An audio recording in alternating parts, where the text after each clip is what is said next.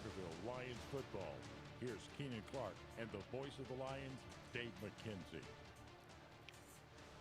Good evening, everybody. Happy Friday night to you. It's Dave McKenzie, Keenan Clark here at Lions Field, getting you set for Week 6 high school football action tonight. The Harrisburg Bulldogs coming to town on homecoming night here for the Carterville Lions. And Keenan Clark, how were the homecoming activities this week? A lot of stuff going on this week. Mr. and Mrs. Emmerich, those two put together quite a show for the kids through the homecoming week. A lot of festivities, activities, coronation tomorrow night, big pep session today, parade, a lot of stuff going on. So it all went through pretty well so far, and kids should be pumped, and we've got a big crowd here tonight to celebrate. Yeah, we do, and we looked out on the hill. There's a big crowd out on the hill, lots of tailgaters out in the parking lot. It's just a great environment here tonight. Yeah, I always like to stop by a class reunion or two if I can, just to say hi, because unless they graduated 30 years ago, I probably had them in class at some point in time. That's probably true. Like to swing by and see how a lot of them are doing. Hey, how about the Carterville Lions? Last week in Week 5, picked up their 5th win of the season, which is an important win because that makes you playoff eligible. But more importantly, that was just an impressive performance by the Carterville Lions, both sides of the ball. Yeah, we mentioned earlier how fast our defense played and just was stuffing everything, seemed to be everywhere all the time. Hopkinsville didn't seem really to have an opportunity to get anything going because we always had somebody in their face. And then offensively, came out in that double tight wishbone. How many times did you say we threw the ball? One time. One pass attempt. Yeah. And they knew we were going to run it. We knew we were going to run it. Everybody knew that was going to happen, and nobody could stop it. Yeah, and it was just an outstanding performance. And I know that Coach Helfrich, the line coach for the Lions, he was so happy after the game. Just an impressive performance on both sides of the ball. I went back and watched the game highlights, I think 3 times this week, and just trying to look for some nuanced stuff there. I hope we keep that double wing in there. I do too. Coach Helfrich is excited. I watched him and Coach Wakey, and I helped him for a year or so there, and they are so detail-oriented, and they work so hard at the fundamentals, the technique. It's not just be a big dumb lineman and go hit somebody. There's a strategy to it. There's an art to it, and those two teach it so well on the offensive and defensive sides of the ball. And whenever you see your kids go out there and they execute a plan like that, it just makes you feel good. Harrisburg comes in. They are 2-3 on the season. Their 2 wins, a Week 1 win that they had over Anna Jonesboro, 31-13, and then they beat Massac County last week in week number 5, 28-21. This is your Heather's Bake Shop. Couldn't think of it there for a second. Heather's Bake Shop pregame show. Glad to have Heather as one of our sponsors here for Carterville Lions Sports. We're going to go on and take our first break, and when we come back, you're going to hear from the head coach of the Carterville Lions. That is Brett Dial. As we continue here from Lions Field, it's homecoming weekend for the Carterville Lions here on NewsRadio WJPF. Bank with people you know, who know and love Southern Illinois. First Southern Bank is a So, yeah, Coach is 440, so 90 Coach 90 would give you a 740 if you want it. Local people, Okay, we'll take it. local decisions, and locations throughout Southern Illinois to serve you.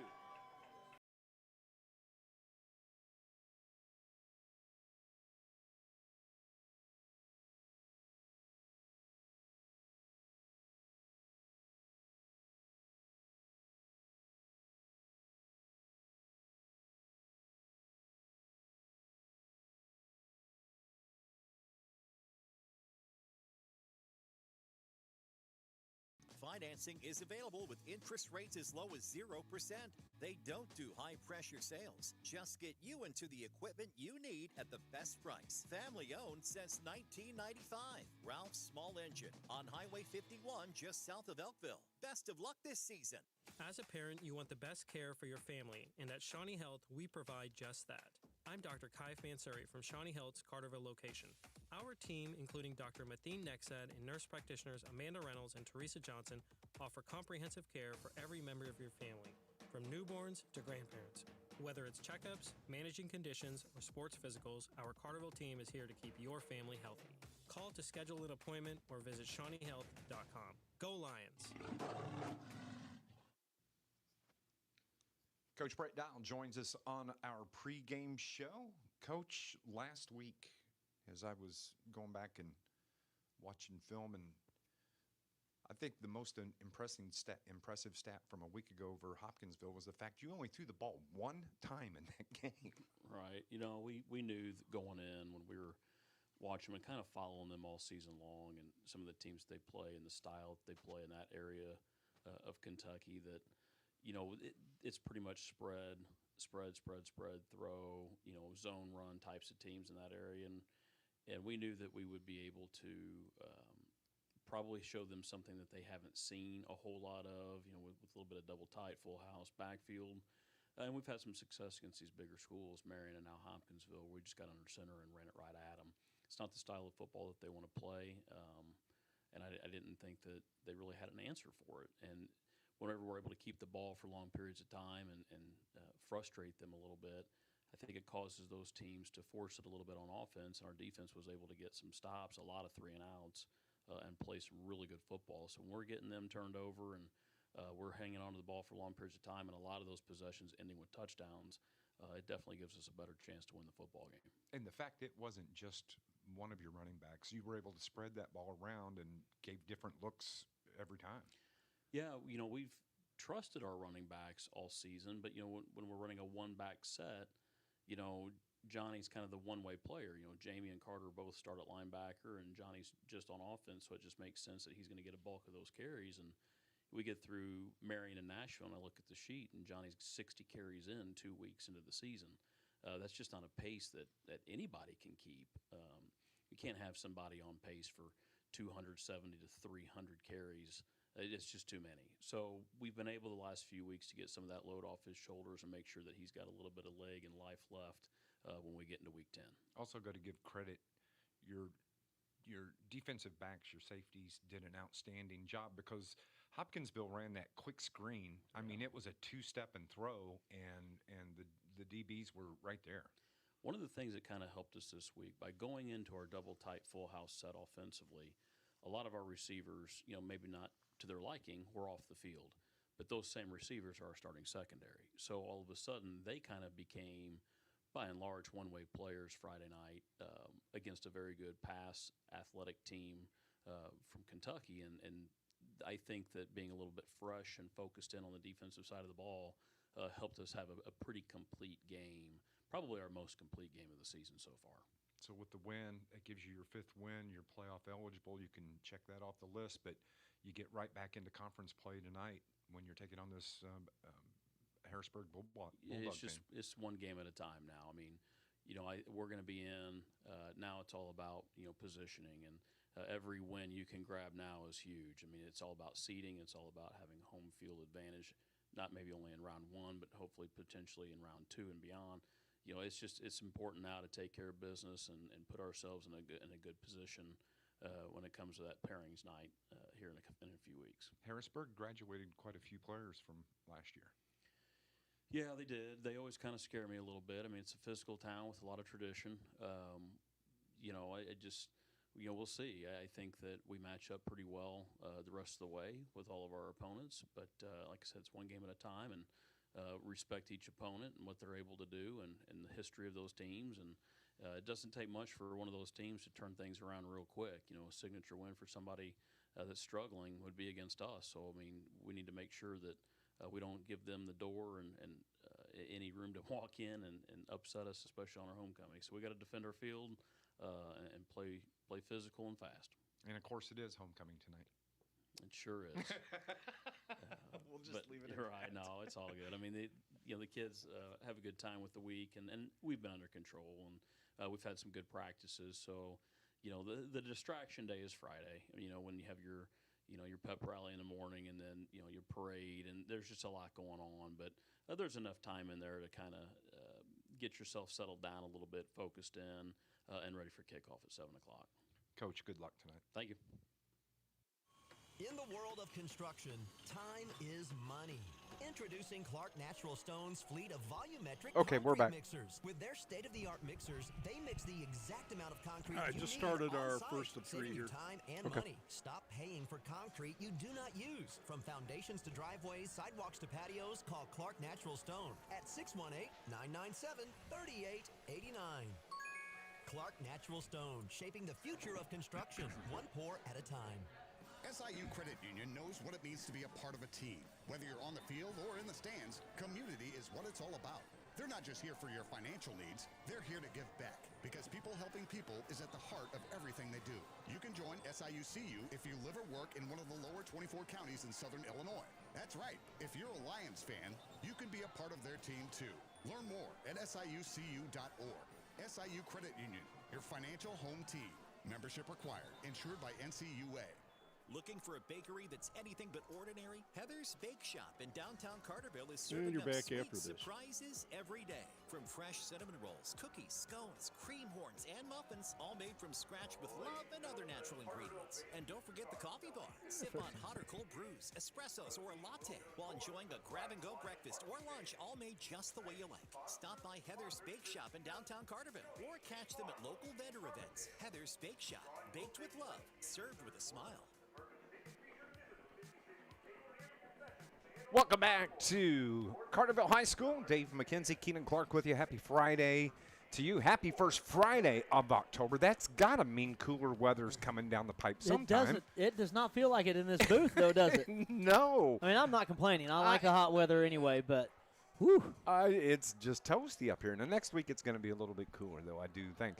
Hey, listen, there's some big football games taking place around the region. Let's kind of get into that. I think probably two of the biggest games do take place in the Mississippi side of the river to river. You've got DuQuoin at West Frankfort. That's going to be a dandy ball game. Yep. And then you've got Nashville, who Carterville beat week 2 at the undefeated Benton Rangers this evening. That's probably the marquee game of the night. Yeah, a really good test for both of those teams. It'll be interesting to see how that goes, and I mean, it just seems like it's going to be one of those going to go back and forth. They're going to take turns, swap some leads out. You hope they have a really exciting game up there. Absolutely. Of course, if you remember, Carterville won over Nashville back in week number 2, 21-14. That was just a good ball game, and it was a good ball game all the way through to the end. Carterville gets that 7-point win. Benton, on the other hand, they're just racking up some points. They are. Their offense has not been stopped yet. They'll challenge anybody, anytime, and so that'll be a really good test for Nashville's defense, who looked pretty good against us at the time. Yeah, absolutely. It's also, as you see your Carterville Lions, if you're watching on the live stream, here they come out onto the field. They're in their orange over white uniforms tonight with the orange helmets. Harrisburg in the all white with the white helmets here on homecoming night for the Carterville Lions. Also, this is media talk, but we need to talk about it. The AP polls came out this week. When you look at the Class 2A poll, Johnston City sets in 7th place in that 2A poll. DuQuoin is number 9, and Nashville number 10 in the state in Class 2A. So that's a big top 10 clash right there. You know, it would be fun to see some top-level 2A teams in Southern Illinois get to meet each other, because it seems like somebody gets bumped into 3A, and then you get some of these 2A teams that you don't see the top teams playing each other in round 2, round 3. It's been a while since that's happened, and it would be nice to see one of those matchups happen. Class 4A, Carterville Lions, number 5 in Class 4A. The Breeze Central is at number 7. Benton Rangers at number 8. Also, before we go to our next break, the Little Egypt John A. Logan College football poll came out this week. Benton sets number 1. Your Carterville Lions are number 2. DuQuoin number 3. Johnston City 4. And Marion is in 5th. We're going to go on and take another break here on our Heather's Bake Shop pregame show. Come back. Kickoff is coming here on News Radio WJPF. High school football is here, and that means the return of Friday Night Live. I'm Darren Kennard, and you can join me live on Facebook after tonight's game for River Radio Sports Central's Friday Night Live. Catch all of tonight's scores and join in the discussion on the River Radio Sports Central Facebook page. River Radio Sports Central, powered by Clark Concrete, Ward Chrysler Center in Carbondale, and IBEW Local 702. I'll see you live on Facebook tonight for Friday Night Live. Looking for the right shoe with the right fit for running, hiking, or walking? RTS Outfitters in Marion is just for you. At RTS Outfitters, they do a unique 4-step fitting process that reveals your gait and foot characteristics. The right shoe with the right fit just for you to help reduce injuries and increase comfort. RTS Outfitters carries top brands like Hoka, Brooks, On Cloud, North Face, Garmin, and more, plus accessories and hydration supplies. Visit RTS Outfitters in Marion or at rtsoutfitters.com.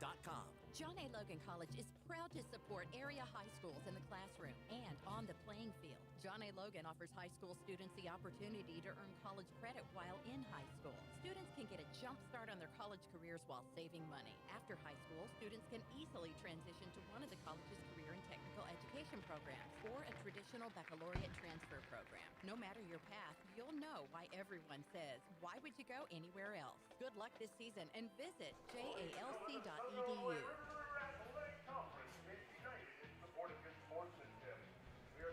Welcome back to Carterville High School. Beautiful sunset off to the west of our field here at Lions Field on this Friday night. We're glad to have you with us here on News Radio WJPF. Your 5-0 Carterville Lions preparing to take on the 2-3 Harrisburg Bulldogs and head coach Matt Griffith. Matt, who took over the program at Harrisburg, a Marion native. He took over 2021. He's 25-22 record-wise since he's taken over the Bulldogs, and just a good dude. Yeah, good program, and then they've had some success, a little success in the postseason as well.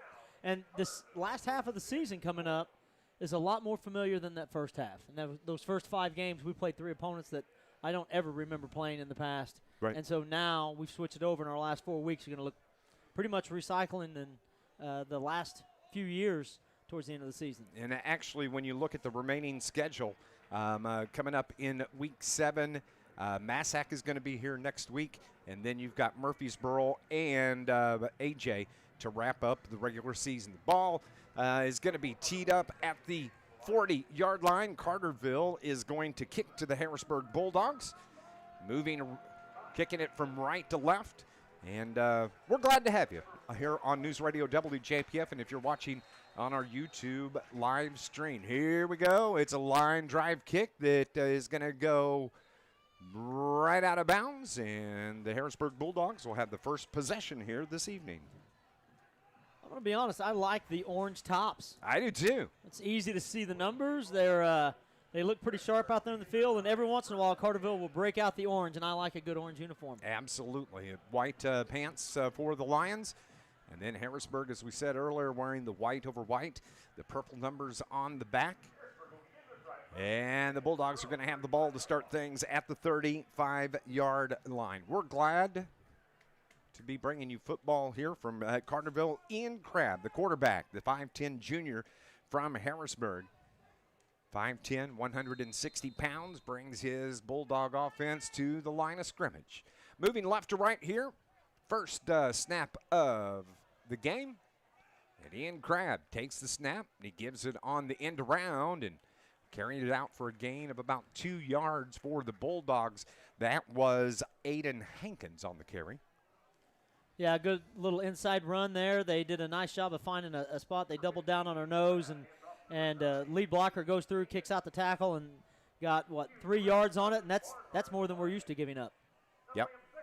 Carterville has only given up 98 yards on the ground this season. The ball out to the 38-yard line for Crabb. Crabb, again, from that shotgun, takes the snap, drops back, looks to throw, throws it up high here, right below us. Nice coverage there, but a nice catch going up and making the play for the Bulldogs was Burke Wilson.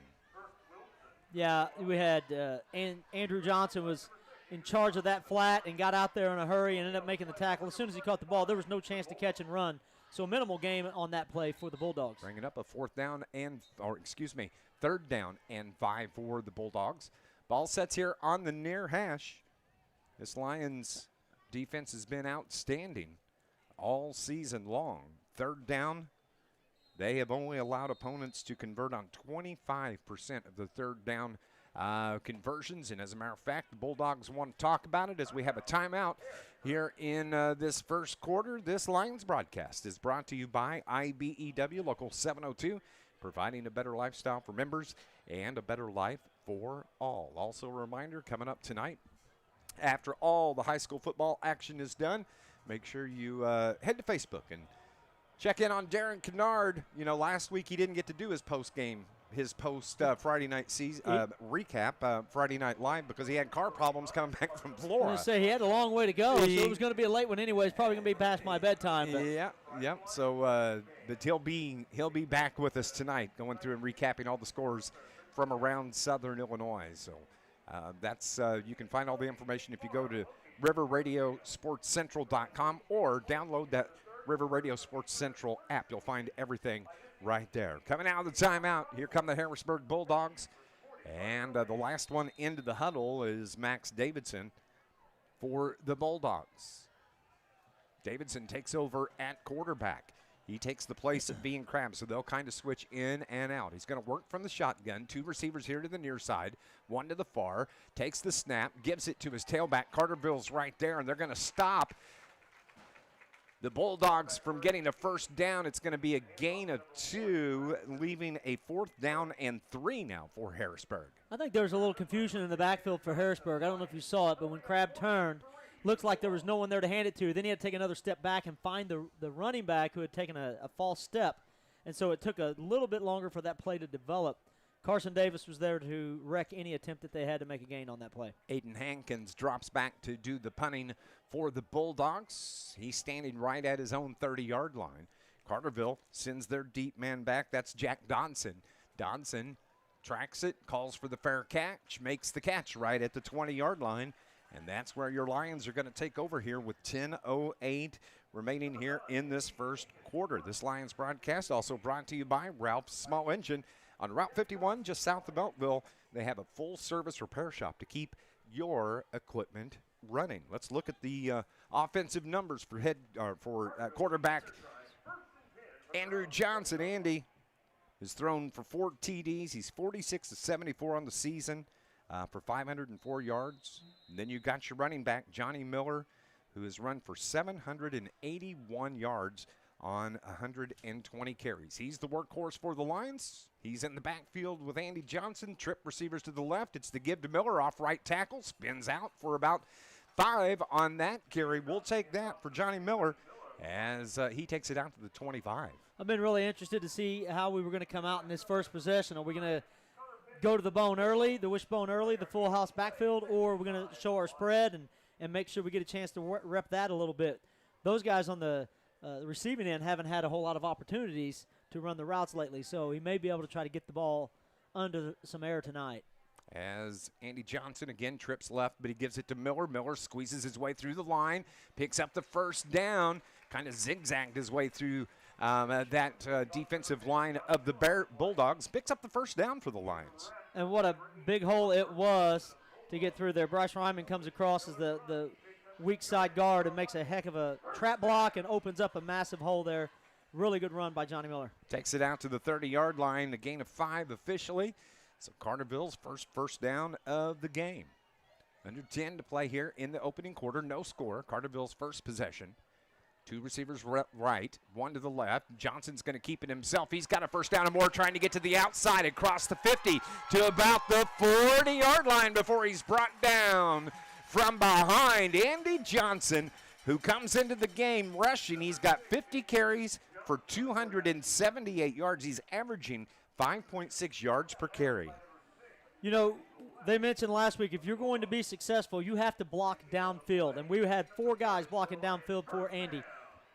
At the plus 40 of Harrisburg, off the ball here, breaking away. That is Jamie Jones. It carries it down to about the 10-yard line. Jamie had a great game last week, and what a first carry here tonight. Hey, it's not just the offensive line that's doing the work here. The last 2 runs, both our quarterback and our fullback, going to make, when they were getting ready to get tackled, they just turned and went right into the defender. Just ducked their head and said, we'll run over you. Carterville goes quick snap as well, carrying it down to about the 2-yard line. So it's going to be second and goal for the Lions. Carter Jones, first man through the hole on that. He's running as your fullback, and I wouldn't be surprised if we see him again. Turn around, they give it to Miller. Miller jumps through. Touchdown for the Carterville Lions on a 2-yard touchdown run by Johnny Miller. Took Carterville 2 minutes to move all the way down the field, 60 yards down the field to score the touchdown.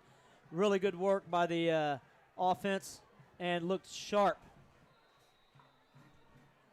8:20 remaining here in the first quarter. Carterville leads at 6-0, pending the PAT. The kick is up and good, and the Lions lead it 7-0 here at the 8:20 mark of this first quarter. We'll be back here in 60 seconds on News Radio WJPF. Growing up in Southern Illinois, you learn the importance of helping others. Dave, I'll give you 60 here, but I'd say let's do 30 on the scores. They seem to be coming back quick, and that gives you a little scene set. That's a good idea. Glad to be a Banterra customer because they We'll go support 60 here, though. Plus, Okay. I can open my account online, and with their Saluki Visa debit card, I know my purchases contribute to SIU scholarships and athletics. That was an easy win for me. Banterra Bank, official partner of Saluki Athletics, member FDIC. Rain or shine, sleet or snow, call Joe. Joe's Lawn Service, Carterville, is a locally owned and operated business serving Southern Illinois for over 20 years, specializing in much more than commercial or residential lawn care. Joseph McMahon and his crew can do snow removal, bush hogging, tree trimming, board tree removal, landscaping maintenance, and much more. Call 534-8148. Rain or shine, sleet or snow, call Joe. 534-8148. That's 534-8148. Back here at Carterville, the kickoff carried by Harrisburg out across the 30-yard line to about the 32, so that's where they're going to start. Johnny Miller, a 2-yard touchdown run for the Lions to get the scoring going, Keenan. Yeah, they had the Harrisburg Bulldogs on their heels from the very first snap. They never got their feet underneath them. They just kept steamrolling that defensive front seven. Bulldogs have it at their own 33-yard line. Now back at quarterback is Ian Crabb. Crabb, the junior. He stands at the 30-yard line from the shotgun. Through the lateral back, it's caught. And Carterville's defenders are right there. Doesn't even get back to the line of scrimmage. It's going to be about a yard short of the original line of scrimmage. So, well, actually looks like they're going to give them. Well, we saw this from Harrisburg in their first possession. Even with just the 3 plays that they got to run, it was control, possess the ball, take your time, not get in any hurry. They're hoping to bleed that clock a little bit, minimize the scoring opportunities for Carterville. But if they're going to make negative plays on this, then this game's going to be in Carterville's favor really quickly. 2nd and 12 now for the Bulldogs. Ball on the near hash. Harrisburg moving left to right. Crabb, the quarterback, lifts the leg, gets the play going, looks to throw, throws it deep down the right side, overshoots everybody. Overthrew him by about 5 yards. It was intended for Nashvillette of Harrisburg. Both safeties, Dotson and Cappy, were all over that, and they put a lot of air on the ball, I think, hoping that Ulette would be able to run underneath it, but our 2 guys they'd sniff that one out really quickly. So 3rd down and 12. Coming up for Harrisburg. As we said, Harrisburg enters 2-3 on the season. Wins over AJ and Massac County. Big play here for the Bulldogs. 3rd and 12. Again, Crabb looks to throw. Finds an open man. Nice catch. High pointing the ball. And he's got enough for a first down right in front of us. Boy, that was a beautiful catch. The throw was high. And going up and snagging that was Villette again for the Bulldogs. Villette you're right, he made a great catch to come down with that. And then he was stopped by Harrell as soon as he hit the ground, and then Andy Johnson came over and really cleaned him up pretty good on that. I'm glad he got up and back in the huddle already. So the first down to the Bulldogs comes here at the 6:50 mark. Ball's at the near hash once again for Crabb. Crabb puts a man in motion, gives it to his tailback on the carry. Welge trying to take it off left tackle, picks up about 6 yards as he made it to the 50. So the 6-yard gain for the Bulldogs gives him 2nd down and 4. A couple of nice plays in a row for the Bulldogs. Big gains on both of those. They are trying to find space on the edge. I don't think that they're looking to do a whole lot up the middle right now, but they're finding some loose ends there on the outside. So 2nd down and 4. Ball sets right at midfield on the far hash. Again, moving left to right. Crabb looks to throw again. Man across the middle. Oh, almost picked off. Almost picked off by the Lions. Hayden Harrell was the guy there. He had it overthrew the intended receiver, and I think Hayden was actually surprised the ball got to him. I did too. I don't think the receiver I didn't see him even attempt for the ball. And if Harrell catches that pass, he's got nothing but green pasture in front of him. That's going to walk into the end zone. But consequence of the play is going to be a 3rd and 5, and now Harrisburg's going to have to make a gain. So they send out one receiver to the far side. Now they have one in the slot, one here on the near side. They bring that far side receiver across. Carterville bottles up the run right at midfield. Maybe a gain of 1, but the Bulldogs are looking at another 4th down here. A 4th and about 3, it appears. Yeah, just nothing going. The linebackers are closing in on that outside so quickly on that play that there was no way that Harrisburg was going to find any kind of space. Actually, they mark it no gain, so it's at the 50, 4th down and 4. Here we go, Lions. Let's get another big stop here. 5:30 remaining in the first quarter. Lions lead at 7-0. Crabb drops back, pump fake, gets rid of it, has the first down, and brought down at the 40-yard line as the receiver was Nash Villette again picks up another first down for the Lions. I'll tell you what I saw on that play was Crabb, the quarterback, looked really comfortable and under control on that. I mean, it's a 4th and 5. You have to complete the pass. He gets back there. Pass rush is coming, and he just gently lobs the ball right out to his receiver as if he were throwing a practice rep, and it was perfect. It was right on the money. Nice play. So it's 1st down and 10 from the +40 of Carterville. Crabb again throws it right side. It's caught once again by Villette. Villette driven out of bounds. It's going to be a short gain of about 5, it appears. Jack Dotson's helmet came off while he was making the tackle on that play, so he's going to have to come out, and ready to come in and fill that spot is Aiden Swallers, who's done a nice job this year as a defensive back, had a couple of picks, and has done a really good job of filling in when needed in these spaces. This is the 9th play of the drive for the Bulldogs. Their 2nd possession of the game, their best drive of the 2 so far. They wound up punting the ball away. Their first possession, 4:20 on the clock. Crabb keeps it popped. Man, he took a shot. He took one step toward that line of scrimmage, and right there for the Lions was Luke Barnhart. He took one step, and he is still regretting it here about 15 or 20 seconds later. Luke ran right through him like he was made of paper. Yes, he did. Yes, he did. Ball is at the 35-yard line, so a 3rd down and 5 now for the Bulldogs. Lions scored on their opening possession, a 2-yard touchdown run from Johnny Miller. They continue to run the play clock down inside of 10 seconds every play, it seems. Crabb again, claps his hands, puts the play in motion, pressure, has to roll out, gets away, and runs out of bounds. Great defensive pressure by the Carterville Lions as they forced Ian Crabb to that near sideline. Getting pressure by Braden Brown again, and a really good job whenever he gets to the sideline. Just stretch him out to the sideline.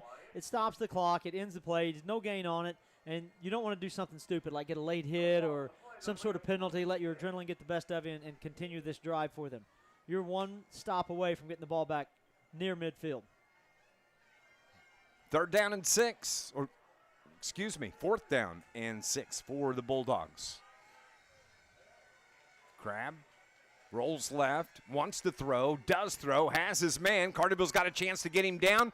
He is going to be close to a first down, but I think they're going to mark it short, Keenan. Yeah, I thought he was down short, but we don't have the best angle, and they never ask us anyway, Dave. I don't know why, but it didn't look like he made it. I thought he was going to have a significant loss, and he shook a tackle and made a nice turn upfield, but Carterville's getting it back. Looks like the ball is going to be headed back towards the south end zone again. Here with 3:25 remaining in this opening quarter. Lions on top 7-0.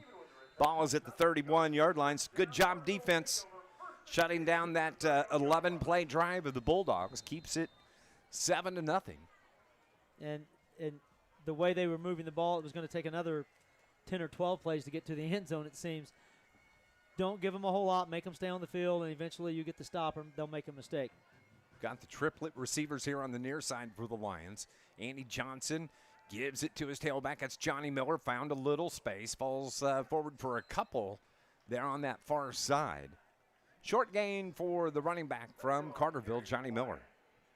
Yeah, I just think at some point in time we're going to start working on that screen game again, try to get some guys open in the secondary. You know we can run the ball, and we'll be able to run the ball in the postseason. We showed that last week.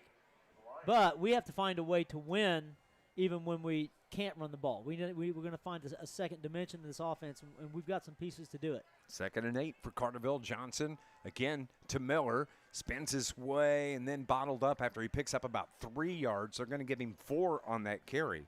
So now it's going to bring up a 3rd down and 4 for Carterville as the ball sets down at the 47-yard line.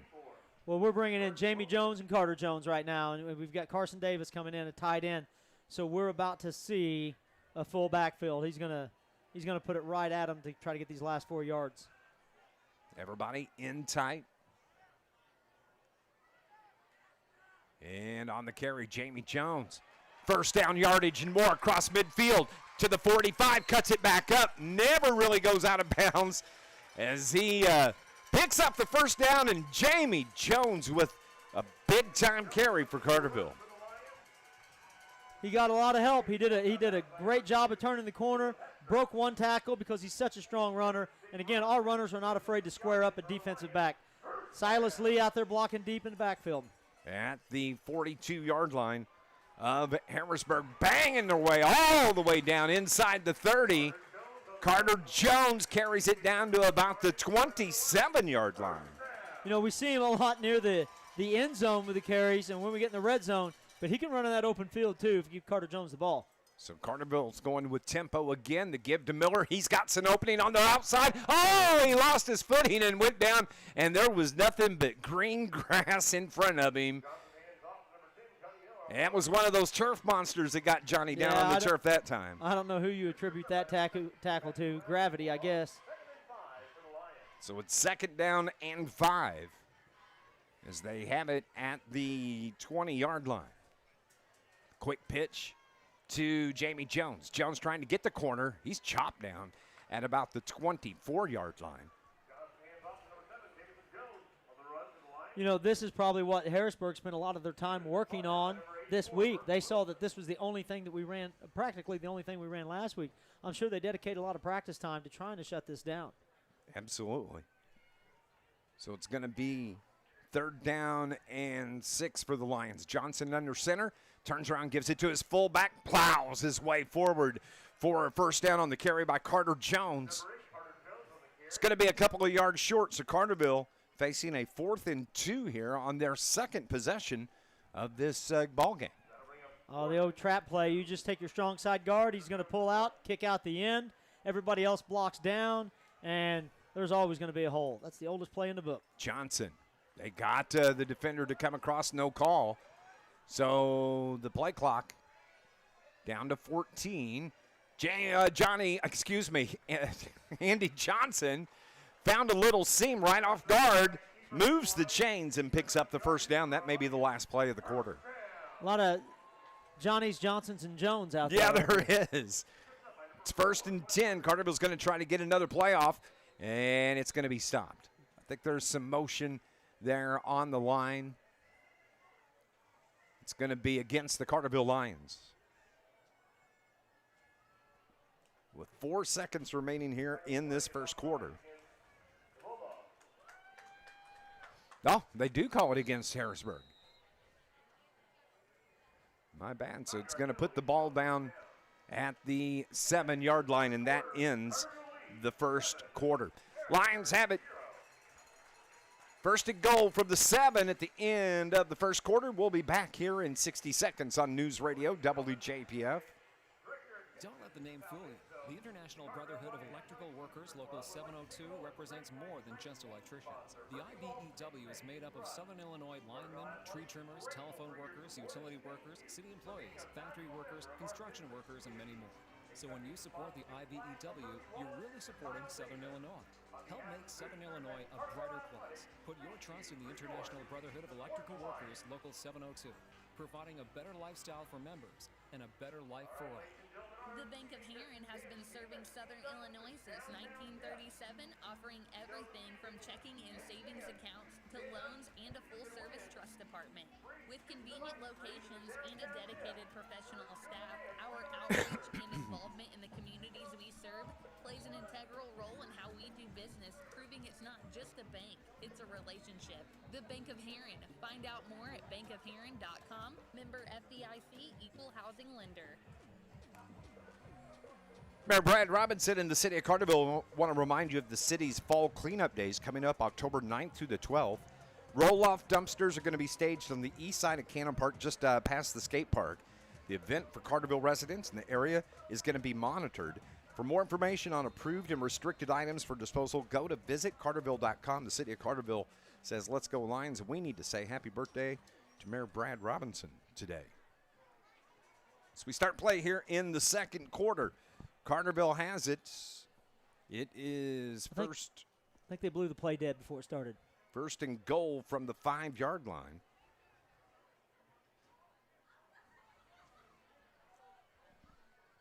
And it's going to be against the Bulldogs.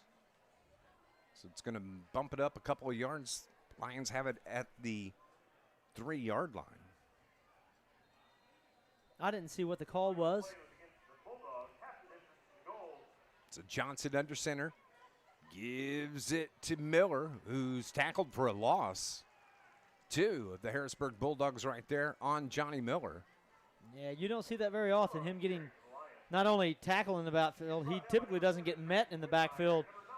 We were trying to run that inside. It wasn't there, and so Johnny thought he would try to bounce it out, and the defensive end did a good job of sealing him in, and Johnny ran right into the play. So they sent the ball down. It's at the 8, I do believe, actually maybe the 6. Second and goal from the 6 for Carterville. Johnson from under center once again, full backfield, and give to the first man through. Is that Carter on the carry? Yes, he gave it to Carter Jones. Harrisburg is doing what we saw last week from Hopkinsville. They're just putting everybody in the box. Yep. They're just going to try to create some chaos in there and hope that the running backs get stuck up in the wash through there. 12th play of the drive. Bringing in some receivers now. Going to try to loosen up that defense just a little bit. Doesn't mean we won't run it, but it means we're going to try to loosen up those linebackers. So trips to the left now. Johnson from the shotgun. Bobbled the snap, and that was just enough to give Harrisburg a chance to get penetration. So Carterville stalling out here deep in Harrisburg territory on this drive. I think we're going to look to kick it here. I think we're going to try our first kick our first field goal, successful field goal of the season. We had an attempt earlier in the year that fell short, and now it looks like Gavin Johnson is coming in to get us 3 points. Gavin, the 6'3" sophomore. So it's 4th down and goal from the 9. So this is going to be a 27-yard field goal for Gavin. Kick is good. 27-yarder. How about that? I love it. I love seeing other ways to score. Feeling like that when you get in there, you have an opportunity where you can kick one within 30 yards. You know that one would go, and he's got a lot more leg in him than that. How about that? Gavin Johnson, a 27-yard field goal, makes it 10-0. Lions will be back in 30 seconds here on News Radio WJPF. It's the restaurant you've heard about all your life. One of Southern Illinois' most unique spots for burgers, fries, rings, and now Polar Whip and Energy has car hops. Now you can still go in and order an Aztec or a double cheese or grab some fried pickles, and don't forget about the hot dogs and the barbecues. But the minute you pull onto the lot at the Whip, out pops a car hop to take your order. Call ahead, they'll have your order waiting for you. Number 618-988-9210. Come taste the legend. Easy on the wallet too. Polar Whip, Energy's finest restaurant. How about Gavin Johnson? Field goal for the Lions. Yeah, I saw him last year as a freshman kicking field goals that long in freshman games. So he's definitely got the leg, and he's got some experience doing that. he's a pretty good weapon to add to the arsenal there for the Lions. Lions kicking it away. They lead it 10-0. One hop picked up at the 15-yard line by the Bulldogs, trying to get to the outside, cutting it back up, and finally popped right there. On the return for Harrisburg, it was Luke Bauer on the carry for Harrisburg. Yeah, he ran a long way just to return that about 10 yards. He put a lot of steps in to get there. Bulldogs trail it 10-0. Harrisburg coming up next week. They are going to be at Murfreesboro, or home versus Murfreesboro next Friday night. It's first down and 10 from the 31-yard line. That last drive of the Lions, 13 plays. So Ian Crabb, the quarterback, turns around, hands the ball to his running back. Carterville's right there on the carry. Braxton Welge picks up a couple of yards. Welge picks up about 2.5 yards, so it's going to bring up second down and 8. Takes it out to about the 34-yard line. It's Dave McKenzie, Keenan Clark with you here. Happy Friday to you. Happy homecoming for the Carterville Lions. Keep an eye on our defensive ends. Carson Davis and Braden Brown are really wreaking some havoc in that backfield. Second and 8. Swing pass out to the right side, caught out there by Villette. Villette got to the sideline before being pushed out of bounds. It's going to be enough to move the chains. First down for the Harrisburg Bulldogs. You know, Villette keeps finding ways to get himself open, and he's not doing anything special. He's just going into an easy spot, turning around, finding the ball. He's made 2 nice catches already tonight. But Carterville is going to have to wrangle him in, or he is going to continue to move these chains. Give credit to Ian Crabb finding him. You know, that's the thing, that's what they have working right now. Crabb, again, wants to throws this deep over the top. Nobody's going to get there. As, again, he was about 5 yards too far for his intended receiver, Aiden Hankins. Good coverage out there by the Lions. I think it was Jamie Jones in coverage. Dotson. I think Jack Dotson was running with him step for step, and neither one of them were going to catch that ball if they were the only one on the field. It was thrown about 5 or 6 yards long. But, again, Crabb looks very comfortable in the pocket. He doesn't look like he's rushing anything. He just missed the throw a little bit, but he's done a pretty good job so far of taking care of the ball. Second down and 10 for the Bulldogs. And a gain of about 4 yards. Welge on the carry. So it's going to be third down. We'll call it 6 for the Bulldogs as the ball sets down at the 46-yard line. So it was a gain of 4 on that carry by Welge. Great crowd here tonight. Homecoming weekend for the Lions. Harrisburg traveled well over on that far side. Yeah, Harrisburg's a football community. They've always had success over there, and they love their Bulldogs football, and you knew they were going to bring a decent crowd right down Route 13. Third and 6. Crabb drops back about 4 steps. Pressure gets away, rolls out from it, brings it to the near side, and slides down short of the line to gain. He's going to be about 2 yards short as he fell down right at midfield. So it's going to be 4th down and 2 from midfield. And he slid into that. He was looking right at Andrew, he knew he was going to get popped. Johnson, Carter Jones. He had Jeremiah Bouchard and Root. And so those 3 guys were not going to take it easy on him if he were try to stretch that out for that extra couple of yards. Opponents 4th down, they are 2 of 18 on the season. Well, that didn't bring us any bad luck right there, Dave. Sorry about that. Yeah. Appreciate Matt with the stats. And short. 2 for 19. Got right about a step short of the first down marker, but that Carterville defense just plowed for a second. Welge on that carry. Yeah, for a second I thought he had it. I thought he was going to make it, and then it just went away. That hole went away. Really nice job filling in. Your outside linebackers come in to protect that run. Of course, they have to honor their flat. They have to honor their area on the field first for the pass. But as soon as it was committed to running, they come in with heads lowered and ready to drive. So it's 1st and 10. Lions have it at their own 49-yard line. We have a different receiver lined up on our side right here. Yeah, Marion Adams into the game. And sometimes if they get a decent matchup with him, they'll take a shot with him. In coverage for the Bulldogs here on the near side. Brendan Davis has Adams defensively. So 2 receivers left. Adams here on the near side. He's got a touchdown catch this year. Johnson wants to go to Amarion. Has a man out there short. Ball was well short and falls incomplete. Yeah, ball was thrown inside. The receiver had inside, or the defender had inside position, and the ball was just thrown in, and Amarion couldn't get to it. But we're lined right back up. We've got Amarion out. We've brought in some new personnel. Looks like Swallers is going to be the receiver split on this side. Ball at their own 49 once again. 2nd down and 10 now. Johnson takes the shotgun snap, pitches it off to Miller, cuts it up. 1st down for the Lions, and keeps fighting and picks up about 2 more yards as he falls forward. There you go, Johnny Miller. That's how you do that. You're not going to see many high school kids make a better cut than what he made at the 50-yard line. He turned and just absolutely pushed Brendan Davis out of his shoes. Looked like Barry Sanders, that's all I can say. It was very much a Barry Sanders type cut.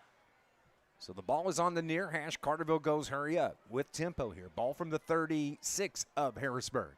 2 receivers left. They have one here on the near side. Johnson from the shotgun. Miller is tailback. Give to Miller. No, Johnson keeps it. This time he's at the 30. He's at the 25. Weaving his way down inside the 20-yard line to about the 17. Another 1st down carry for the Lions. Good read by him, finding out where that hole is going to develop. What Carterville line does so well is that they run those traps and they pull. And we had another good pull there. I keep talking about him, but number 54, P.J. Huizinga really did a good job of getting through and blasting open the hole. Ball at the 17. Again, quick screen here near side. It's caught and spun out of bounds on the reception by John. Who was that? Carter Jones? Zach Carter. Zach Carter. So he picks up 9 yards. Takes it down to, where are we at now? That is about the 8-yard line? Yeah. 2nd down. Lions can pick up a 1st down here. It's the give to Miller. Takes it off right tackle. Runs right over the defender. Johnny Miller, another touchdown from the 8-yard line. And Carterville leads it 16-0.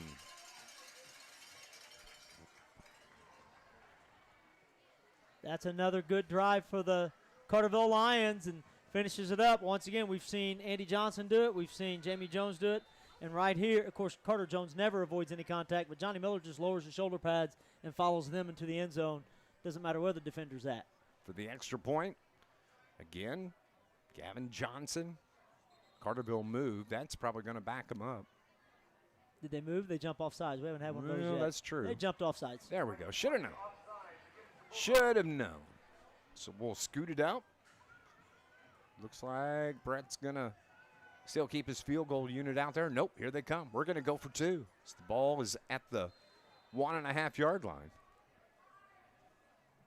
Lions score here at the 5:26 mark. They lead at 16-0 pending this 2-point conversion. So Andy Johnson has Miller off his left hip.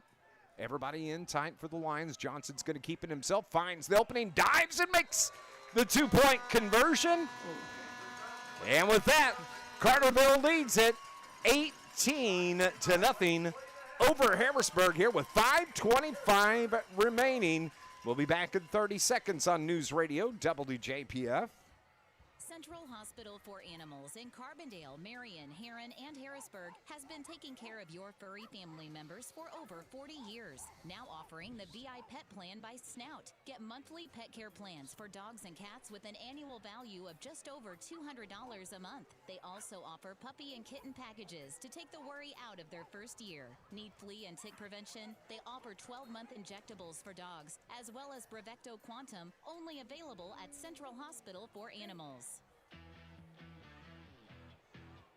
18-0 here at Carterville High School. Lions are rolling here early. And what a great run game by the Carterville Lions once again tonight, Keenan.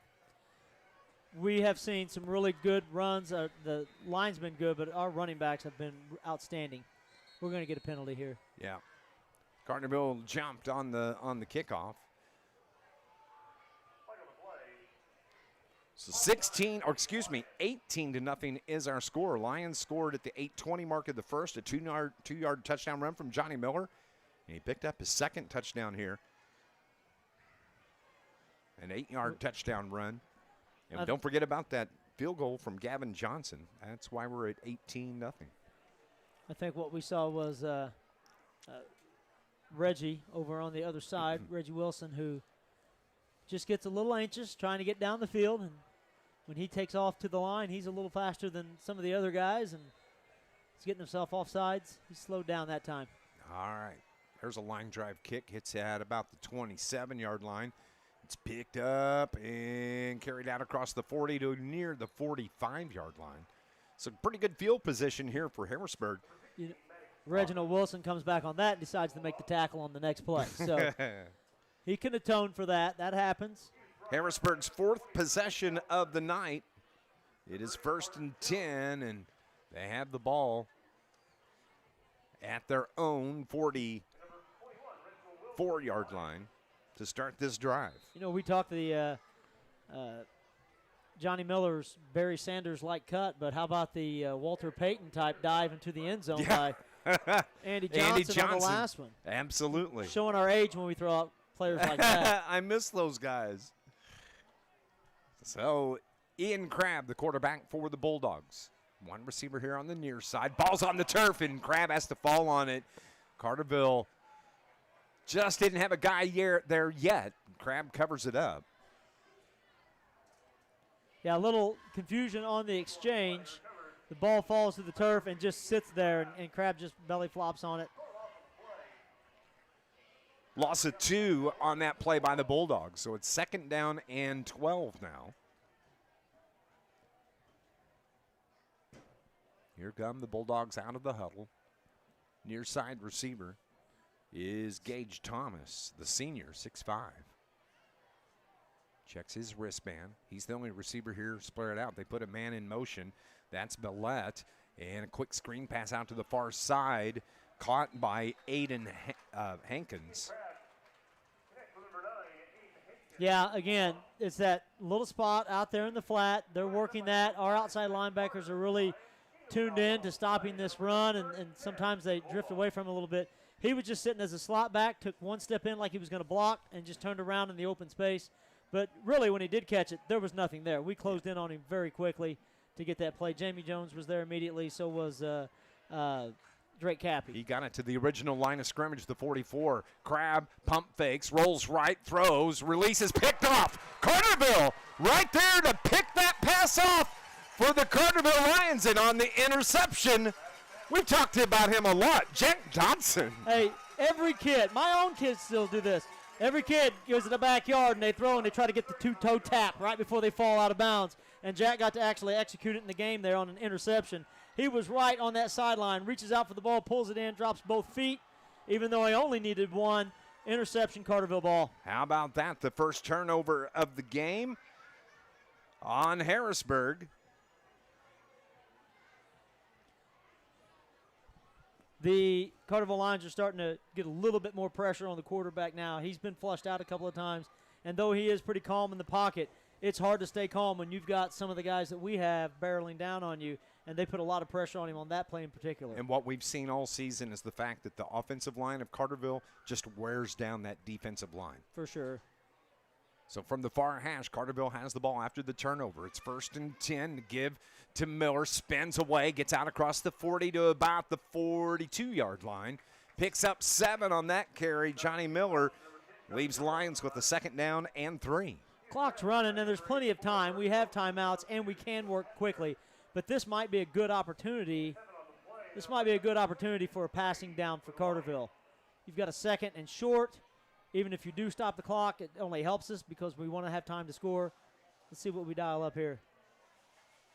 Nope, it's going to be Miller. He gets to the line of scrimmage, maybe about a half a yard more. He stretches it out. Still going to leave the Lions with 3rd down and 2. I think I see Miller on the sideline. Is that? Yep, that would have been that's Carter Jones on the carry. They let him in at tailback. They run that I formation. Pistol formation is what they call it when he's in the shotgun. And behind. Now we're going under center again. From the 43-yard line. Johnson just keeps it, plows forward, has the 1st down and more. Picks up about 1, 2, 3, 4 more yards. So moves the chains, keeps the drive alive. We're giving Johnny Miller a break over here on the side, and I don't think that's a bad idea. Do we really need to run him to death and get him hit another 5 or 6 times on this hopefully last possession of the second quarter? We're running in more receivers. And 2:20 on the clock coming up at halftime. It's going to be our Ward Chrysler halftime report. We'll update this game. Scores from around Southern Illinois. We'll hear from Darren Kennard as Johnson throws the pass. It's caught out there by Hayden Harrell. Harrell cuts it back up down to about the 40-yard line. No, excuse me. Was that Harrell or Jones? Jamie Jones on the reception. No, that was Harrell. They missed it on the PA. Harrell was out there. Jamie Jones was out there doing the lead blocking. He's the one who went in motion from the Okie position. And then, we see that from Harrell. He's got some explosivity, and he can get down the field and move in traffic pretty well. And sometimes it's just hard to get him the ball. And they give him a little bit of space. We can get it to him on those quick screens. 1st and 10 for Carterville. Minute 50 remaining. Johnson keeps him to himself. Thought about the pitch. Gets a block. Cuts it away and finally brought down at about the 34-yard line of Harrisburg. When you watch Andy run, and he's such a good runner, he stays so low to the ground, and it's not necessarily from a power position. He's not getting low and trying to bowl over people. He's getting low, and he's kind of hard to find in there. He's real sneaky with the ball. He keeps it covered up. You can't find him. He'll get behind somebody, and you lose him real quickly, and next thing you know, he pops out on the other side. Quick screen here to the left side. Ball came loose, but Carterville falls right on it. Drake Cappy with the reception and had the ball poked out, and he was able to get back to it. And, boy, that saved that possession for Carterville. Exactly right. It just got poked out. He took off running, and the ball stayed right where it was at. And, once again, he benefited from the ball not bouncing around. It just stayed at home, and he could turn around and reach it from where he dropped it. Still, it's going to be a 3rd down and 1 for the Lions. This Lions broadcast brought to you by Stephen Rich's Barber Styling for men, women, and children, offering cuts, styling, and perming.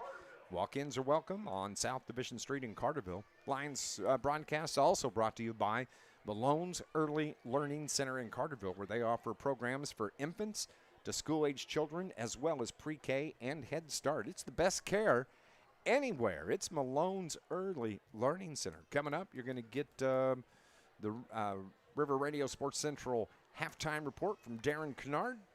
We'll take a peek at some scores from around Southern Illinois. I'm kind of excited to see some of these updated halftime scores.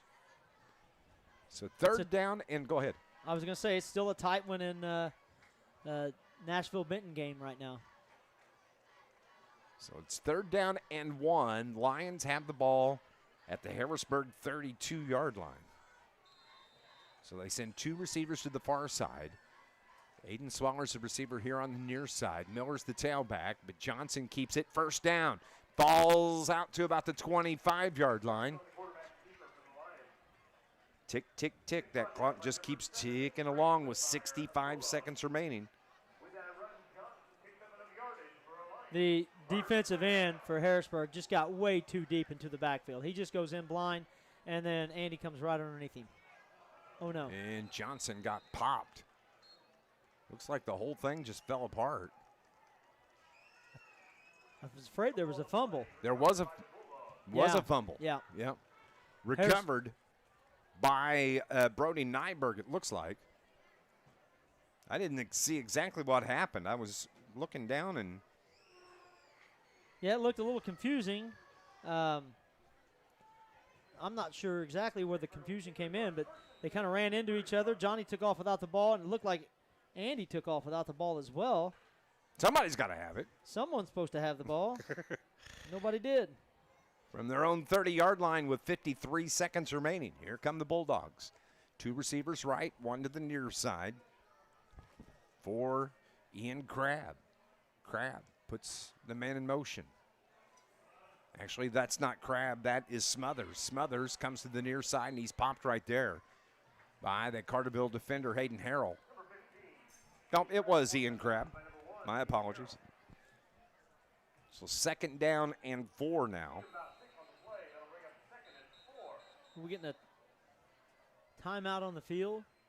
Yep, timeout called by Harrisburg. They let at least 10 or 15 seconds run off before they called that timeout. Ball is at the 36-yard line. Let's go on and take a break. We'll be back here in 30 seconds on News Radio WJPF.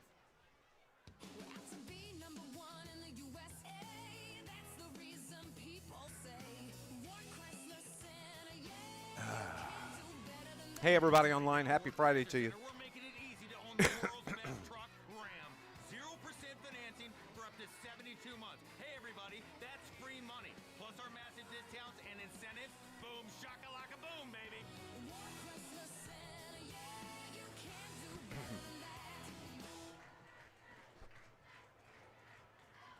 Back here at Lions Field, it's Dave McKenzie along with Keenan Clark coming up next Friday night.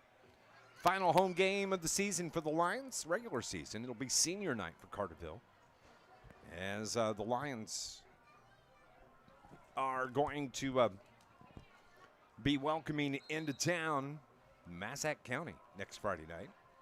32 seconds remaining here until halftime. 2nd down and 4 from the Bulldogs. Carterville fumbled the ball, giving the Bulldogs the ball back here with time running out in the first half. Crabb rolls out, has pressure from behind, popped. What Andy Johnson came up from his linebacker position and just put the hammer on Ian Crabb, and Ian Crabb just jumped right back up. He did jump up like a champ, but Andy has had about 4 hits like that tonight. He has absolutely laid the wood to 4 or 5 different players for Harrisburg's side. They're probably going to be happy to go into the halftime right now and, put some ice on some bruises here. Yeah, 18-0 is the score as we are heading to half here from Lions Field on homecoming night. 18-0, we're going to go on and take a break. When we come back, we'll start our Ward Chrysler halftime show. It's coming up next here on News Radio WJPF. Bank with people you know, who know and love Southern Illinois. Okay, so Darren is 3, so 90 Darren 90 gives you 6 off. Okay. Locally owned, local people, local decisions, and locations throughout Southern Illinois to serve you. First Southern Bank. Community Bank. We're going straight? No, we're going to come back here. Okay. We're going to come back here, then we'll go to Darren. Sounds good. Go a while, and then 90 Darren 90, and then come back on another 90. Yep. Ralph's Small Engine is your full-service repair shop that keeps your equipment running year-round. At Ralph's, they treat each customer like family. They offer the best brands in the business, like Hustler, Skag, Echo, and DeWalt. Financing is available with interest rates as low as 0%. They don't do high-pressure sales. Just get you into the equipment you need at the best price. Carterville location. Our team, including Dr. Matheen Nexad and nurse practitioners Amanda Reynolds and Teresa Johnson, offer comprehensive care for every member of your family, from newborns to grandparents. Whether it's checkups, managing conditions, or sports physicals, our Carterville team is here to keep your family healthy. Call to schedule an appointment or visit ShawneeHealth.com. Go Lions!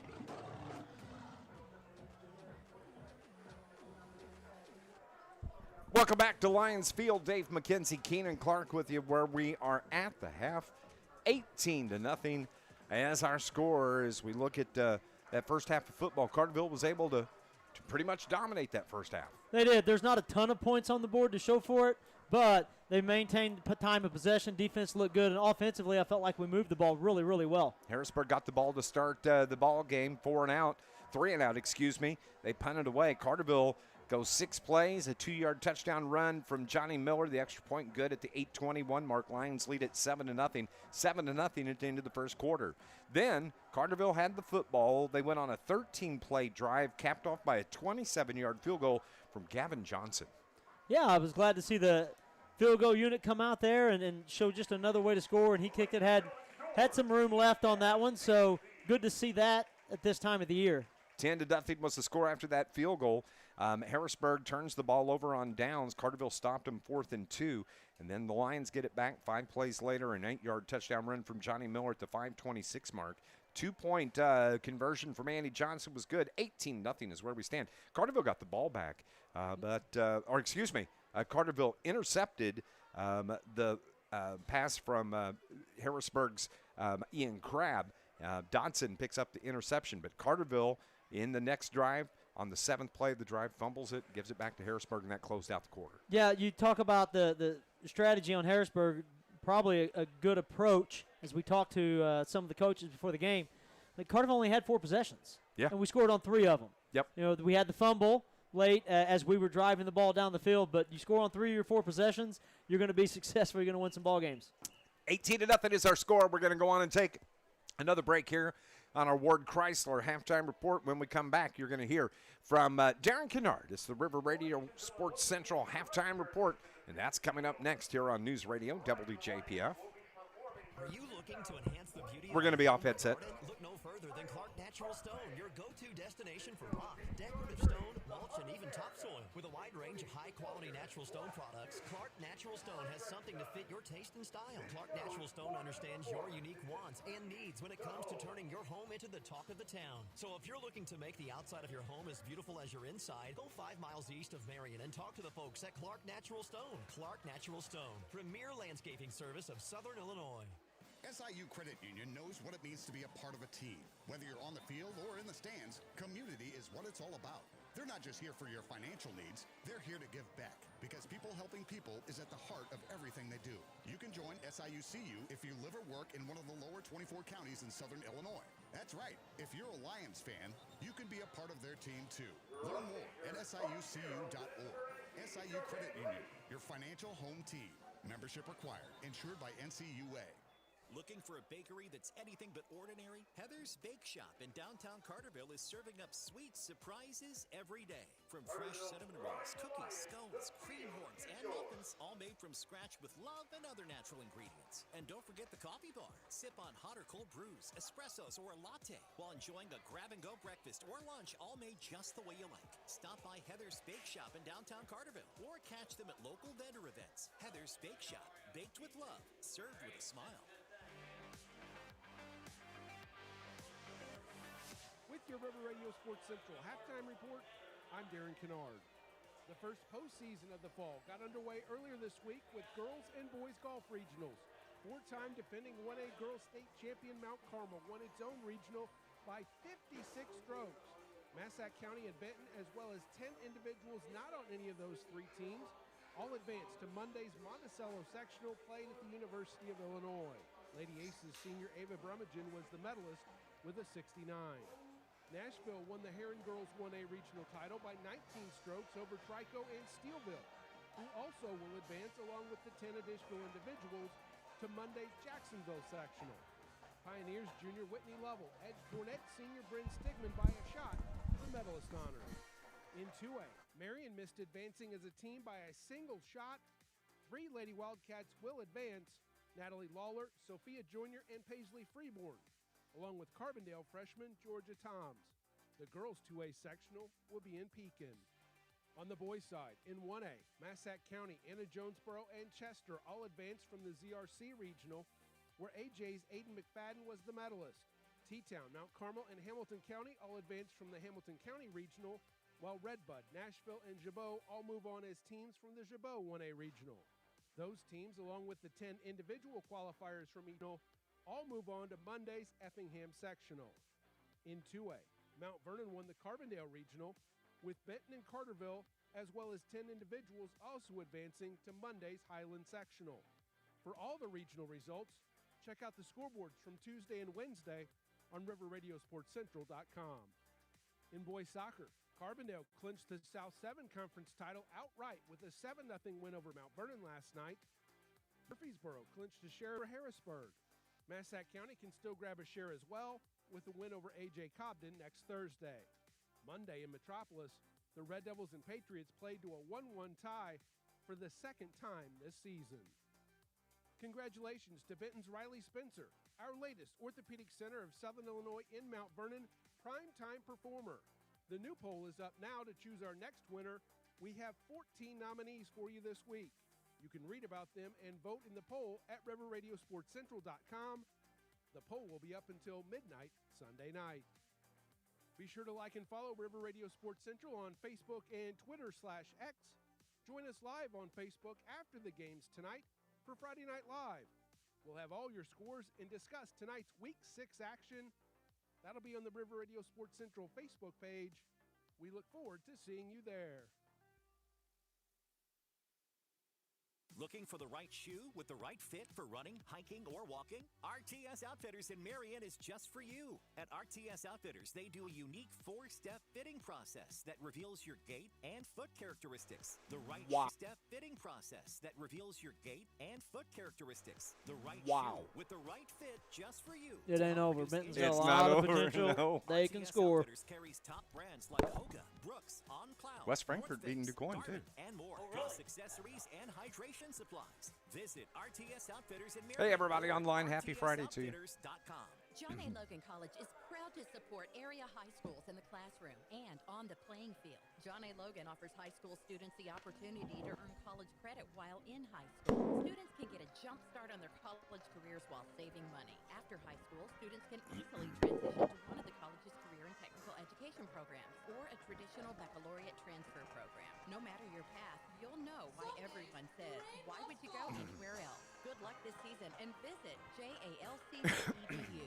Rain or shine, sleet or snow, call Joe. Joe's Lawn Service, Carterville, is a locally owned and operated business serving Southern Illinois for over 20 years, specializing in much more than commercial or residential lawn care. Joseph McMahon and his crew can do snow removal, bush hogging, tree trimming or tree removal, landscaping maintenance, and much more. Call 534-8148. Rain or shine, sleet or snow, call Joe.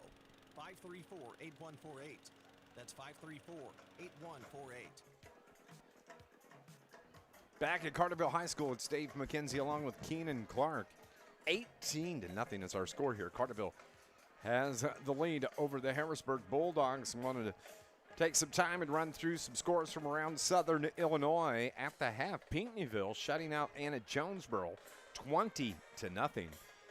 This is a score here, the one that we talked about in the pregame. Keenan Clark, Nashville leads Benton at Benton. It's a second quarter score, and it just updated saying 24-14. Nashville leads the undefeated Benton Rangers. You know, we mentioned earlier, it's far from over, though. You know, Benton's offense is very high-powered. They make adjustments, good coaching staff. And so that game is going to be a fun one to watch end.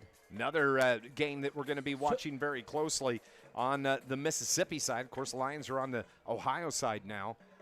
It's 20. Actually, let me update. The extra point good from Benton. It's a 10-point game, 24-14. But DuQuoin at West Frankfort, and the Redbirds lead the Indians 14-8. That's a second quarter score. Lift for Life Hawks out of Missouri at Murfreesboro. They lead the Red Devils in the second quarter, 24-13. No score being reported between Herron and Massac County. Looking at some South 7 action this evening, Cahokia leads Mount Vernon, shutting them out 16-0. Marion getting popped by Centralia. They trail 34-20. No score being reported for Carbondale Granite City. I've got another source we'll take a look at on that coming up in just a few minutes. Cahokia Conference games this evening. Mater Dei over Miller Phoenix 27-0. That's a second quarter score. Chester leads Carlisle 28-6. Second quarter, DuPo over Redbud 35-7. Salem getting smacked by Central this evening 41-6. Sparta getting beat by Westland 21-6. And no score being reported from East Alton Wood River and Columbia. Black Diamond scores here this evening. 14-0. Edco leads Hamco 14-7 in that game. Fairfield trails Johnston City by 2. That's a barn burner of a game, too. 24-22. JC has the lead in that game. Yeah, that seems like a really exciting game over there as well. Is that in Johnston City? It's in Johnston City. Oh, wow. Christopher leads Red Hill 21-16. Flora takes on El Dorado coming up tomorrow afternoon at 1 o'clock. So let's go back and take a look, see if this will update. 24-14, Nashville over Benton. That's still in second. And the other game we're watching is that Frankfurt-DuQuoin game, 14-8. So some pretty interesting scores on that scoreboard. Fun night. I'd say Darren Kennard's going to have a great time breaking those down later tonight. Absolutely. Don't forget, tomorrow, Salukis are home. And the second home game of the season. They opened up the season at home. They had the entire month of September away games or bye week. So they're coming back for their second game here in this first week of October. Coach Hill and his staff are going to be happy to get back to Southern Illinois, I'm sure. And, we've got good weather for it. Should be a fun night at SIU tomorrow. Sports Voice on location from 3 until 5 o'clock there at Saluki Plaza. Hope you'll come down and join me and Matt and Scott to be there. Murph is on assignment this week. He's out of town. Then the Salukis play Illinois State coming up tomorrow at 6 p.m. But you heard Keenan talk about it. Don't forget to tune in to Darren Kennard on Facebook, River Radio Sports Central Friday Night Live. Darren's going to go through and recap all of the scores from around the entire region. And that'll be, usually it's about 10:15, 10:30 or so when he goes live with that on Facebook. Depends on what is travel, how that works out.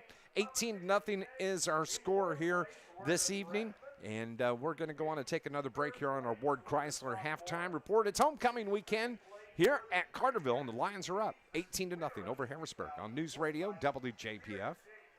Growing up in Southern Illinois, you learn the importance of helping others. I'm Caden Hawkins, and it's one of the reasons that I'm proud to represent this region.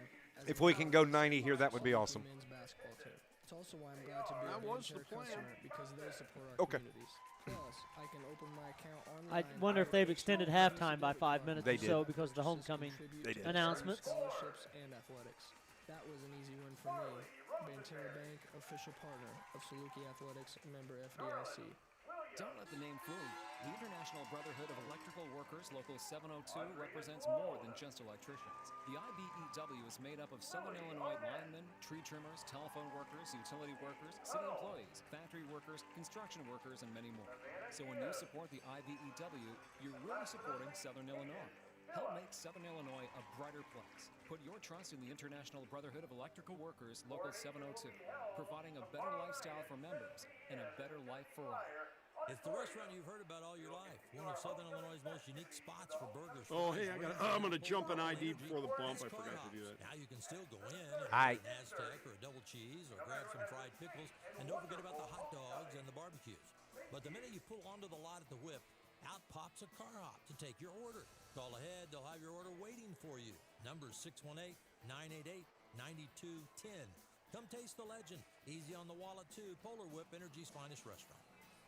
You're listening to Carterville Lions football on News Radio 1340, WJPF Heron, W258DP Heron, 99.5 FM. It's halftime here at Carterville. Dave McKenzie and Keenan Clark. You know one of the cool things we do? What's that? When not only are we on the radio, but we always live stream our games. Uh-huh. And almost every week, I will get a message from Steve Lipe and his wife, Joni, in Arizona. Now, they are the grandparents of Carterville quarterback Andy Johnson. Mm-hmm. Luke Johnson had us do a shout-out to him last week, or last year.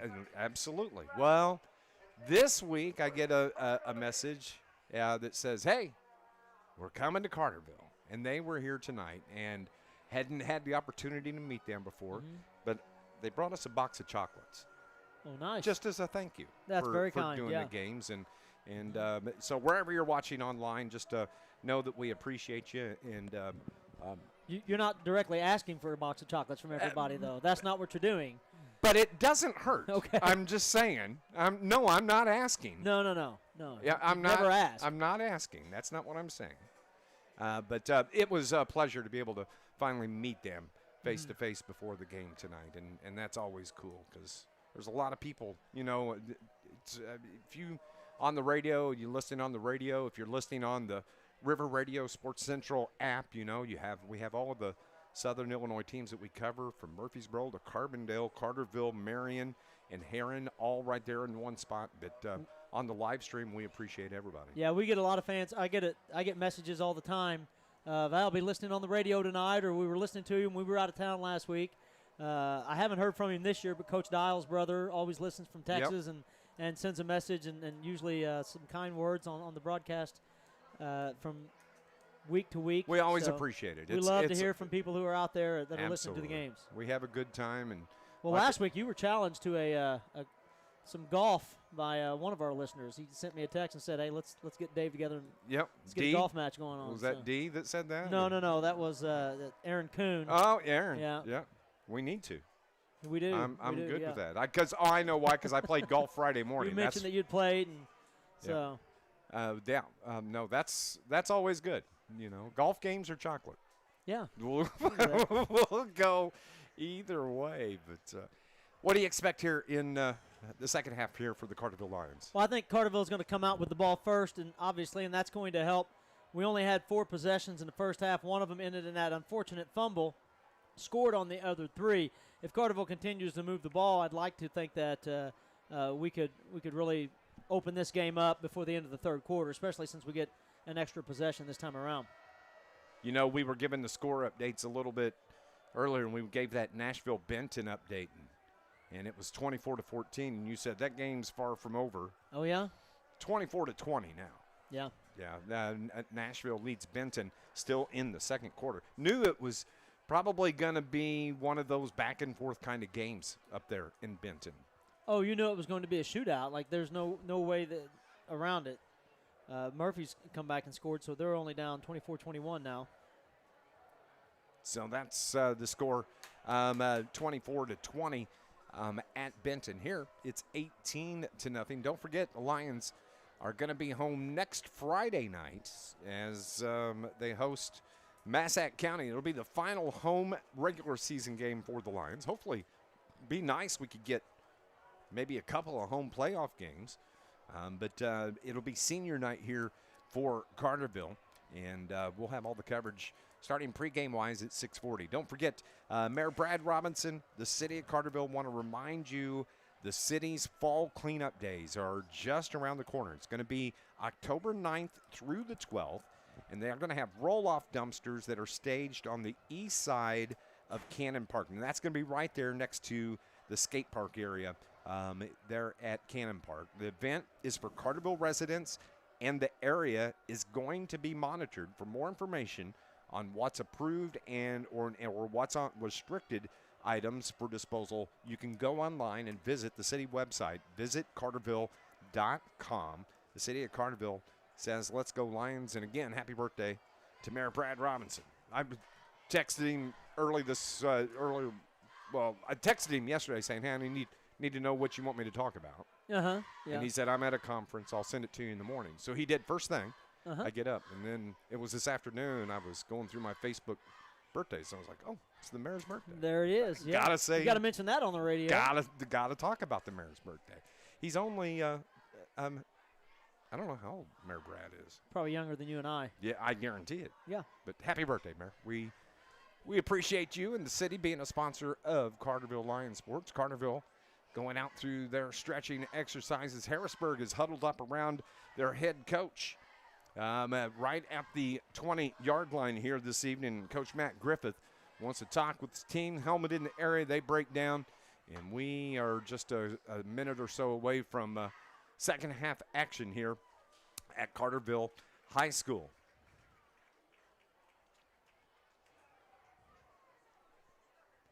The Bulldogs head over to the far side of the field. Carterville makes their way here to the near side.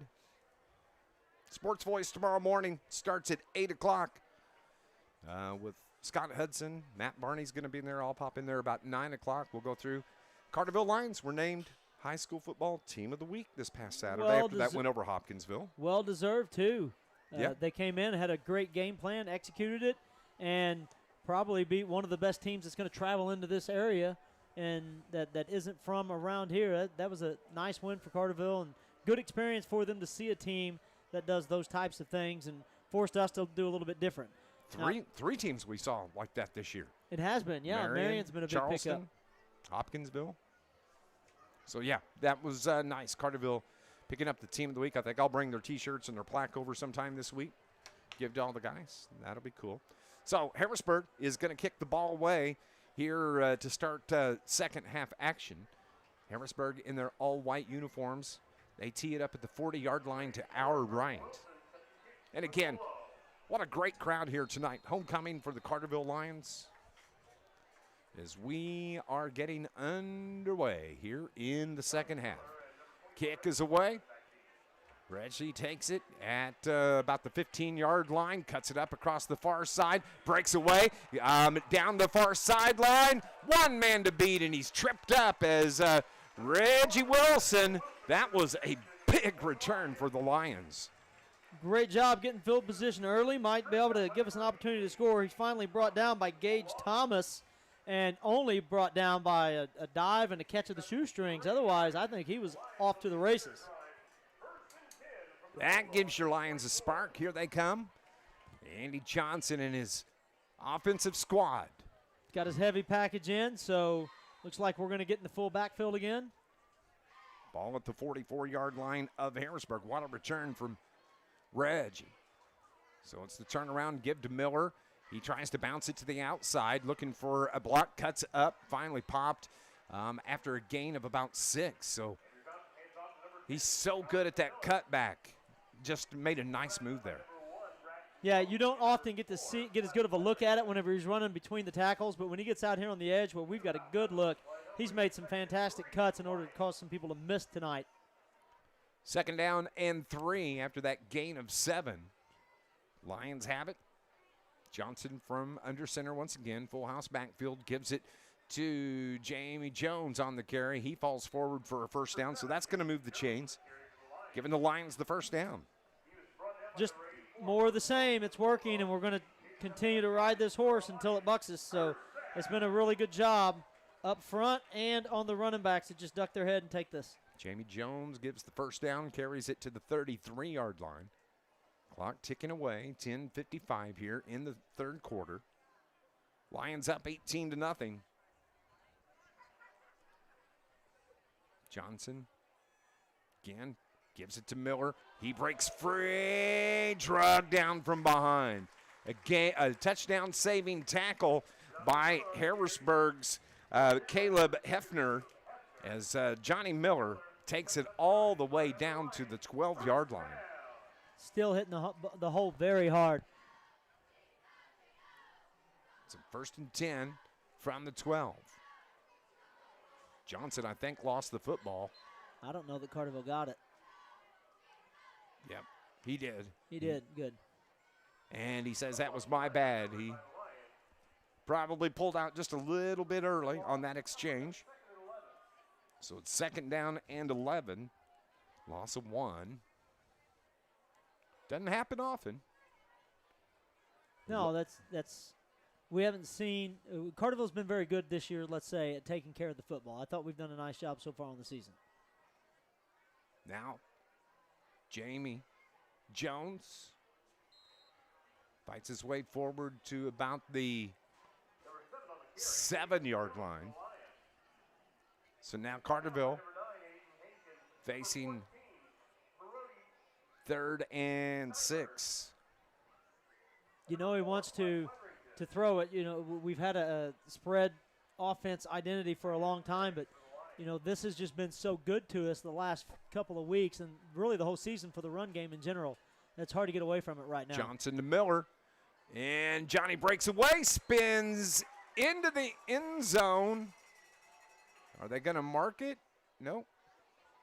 The ball came loose as he was getting into the end zone. I thought he had scored, but I didn't see any indication of a touchdown. Everybody went scrambling for the ball.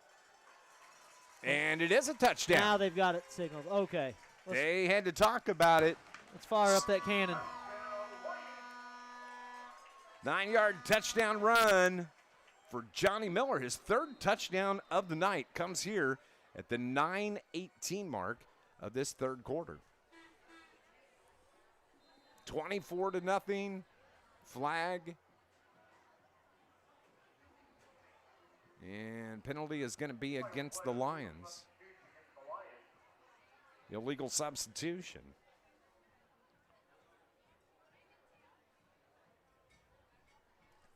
So it's 24-0 pending the PAT. I don't know if we brought somebody in late or what happened on that. So Gavin Johnson out for the extra point. This will be a 25-yard field goal. Snap, hold, kick is good. And the extra point gives the Lions the 25-0 lead here over the Harrisburg Bulldogs. It's homecoming night at Carterville. We'll be back in 30 seconds. Central Hospital for Animals in Carbondale, Marion, Heron, and Harrisburg has been taking care of your furry family members for over 40 years. Now offering the VI Pet Plan by Snout. Get monthly pet care plans for dogs and cats with an annual value of just over $200 a month. They also offer puppy and kitten packages to take the worry out of their first year. Need flea and tick prevention? They offer 12-month injectables for dogs, as well as Brevecto Quantum, only available at Central Hospital for Animals.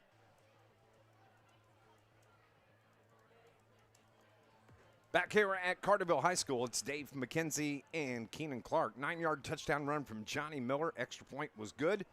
The Lions lead it 25-0 here over the Harrisburg Bulldogs. Kickoff is away, and was it fumbled? Carterville gets it back, yes. Kickoff was bobbled. And was it Hayden Harrell that was there for the recovery? I couldn't tell if it was him or if it was Cal Dunning that got it. Nice onside kick by Carter Woods, the sophomore. Put the ball right where it needed to be, but like I said, I could not tell exactly who came up with that. Who came up with that ball on that? So an opportunity here for the Lions, 1st and 10 from the 39-yard line, and Miller on the carry. So a big break there for Carterville as they have an opportunity. The ball is at the 30-yard line. Gain of 4 on that carry from Johnny Miller, so it's 2nd down and 6 from the 30. Kind of a free possession for Carterville. You're playing with house money on this. You get the onside kick. Get a chance to come out and try a few things if you want. So Andy Johnson under center. Gives it to Jamie Jones. Jones cuts it back up toward the middle. Plows forward. He's got the first down. It's going to give the Lions the first down they needed. He's ran really well the last couple of weeks. He's been outstanding. He's just so darn strong. And he's got good speed. Finds the hole, makes the cut when he needs to make the cut. He's been outstanding. The entire Carterville running game has been just fantastic. And he's, along with Andy Johnson, is one of our few guys that play both ways. Carson Davis plays both ways quite a bit. Carter Jones plows right up the middle on that fullback give. He picks up 7 yards for the Lions, so 2nd down and 3. A long 3, it looks like. Carterville, tempo, wasting no time. Now it's Miller, off right tackle, gets stacked up. Somebody lost their helmet. May have been Johnny that lost his helmet. So he's going to have to come out for one play. They're going to go ahead and bring a couple of them out. Here comes in Harrell and Cappy, and looks like Swallers are going to come in. We're going to bring in our 3 receiver set. Carterville's got it at the 12-yard line. Actually, we'll call it the 11. So now they spread 2 receivers out to the far side. That's Cappy and Harrell. On the near side, Swallers is spread out right. Johnson's going to keep it himself, cuts it up to the left, right up the middle. It opened, parted like the Red Sea. A 12-yard touchdown run from the quarterback of the Carterville Lions, Andy Johnson. You bring in the receivers, and it just drags that defense out to the perimeter. And when you do that, they have less men in the box, less men available to put in the box, and it opened things up for Andy. Nice run on that. 31-0 is our score. So Gavin Johnson for the extra points. Kick is good again. Well done, boys. And the Lions lead it now 32-0 here over the Harrisburg Bulldogs on homecoming night for the Carterville Lions. We'll be back in 30 seconds.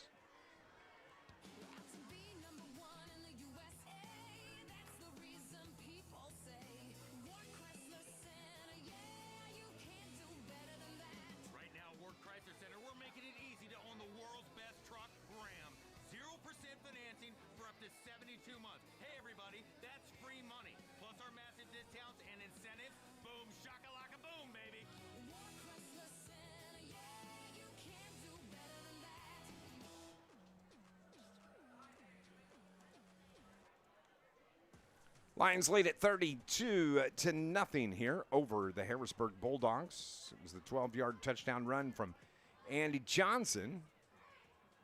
Now Carterville set to kick the ball away. Harrisburg fumbled that last kick return.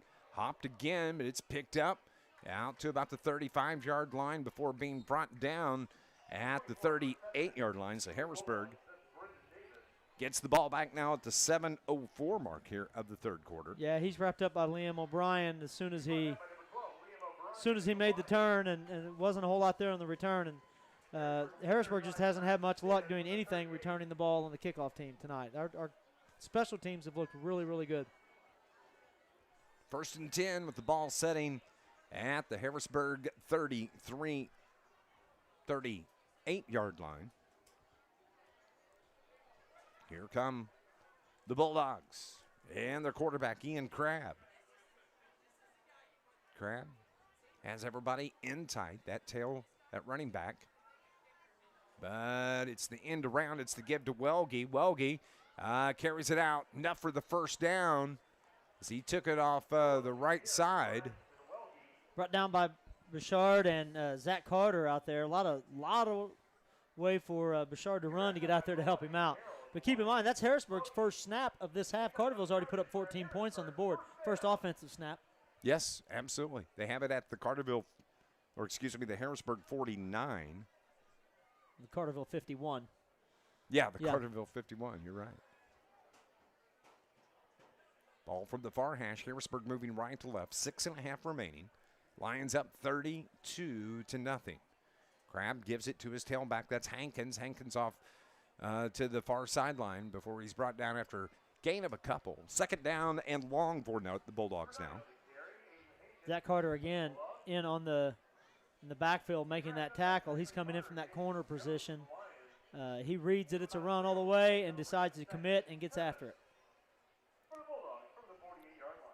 Carterville has tackled very well tonight. We haven't seen Harrisburg break many or any slide offs. It's just been a matter of hitting them, and we're bringing them down. And those are the things that you have to do and you've got to be good at this time of year. It's a give to Welge. Couple of options there for Crabb in the backfield. Welge. Harrisburg has shown signs at times of being able to run the ball a little bit. They've had some success getting the ball out on the edge. They haven't broken any big runs, but they haven't done a terrible job of moving the ball. In fact, they've given us a little bit of a challenge there on that defensive line.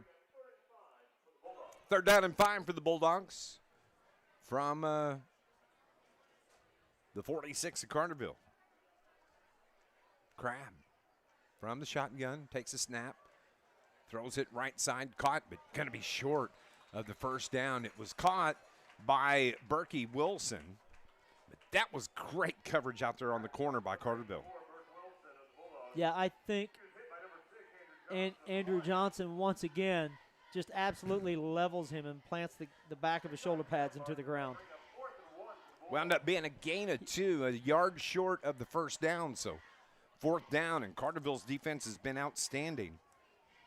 Coming into the game, only allowed 11% on 4th down conversion. So it's a 4th and 1, 4th and short for the Bulldogs. And the Bulldogs, they get that one. This is exactly what Harrisburg needs. They're just taking care of the ball, moving it down the field. Carterville's allowing them to move it a little bit, but, you know, the longer the drive is, the more likely something is to happen that's bad for the offense. It was Wellgate that picks up the yardage for the first down. The ball sets at the 39 of Carterville. Clock ticks for just over 4 minutes remaining here in the third quarter. Lions up 32-0 here. Homecoming night at Carterville. So now Crabb has it at the 39 of Carterville. Couple of step drops, some pressure behind him. He rolls to his left, looks to throw, has a lot of pressure, just has to throw it to the sideline, to the cheerleaders here on the near side. And that was a smart decision by the quarterback, Ian Crabb, as he had about 4 Lion defenders chasing him down. I agree. It's a smart play. There's nowhere to go with it. If he tried to throw it back to his right, he was asking for trouble. He just got rid of it, lived to play another down, and 2nd and 10 again. A really late flag just came in at the 39-yard line. I mean, literally just a second ago. Coach Dowell's trying to get clarification. No, it looks like it might be on Harrisburg. I think we're going to move them back.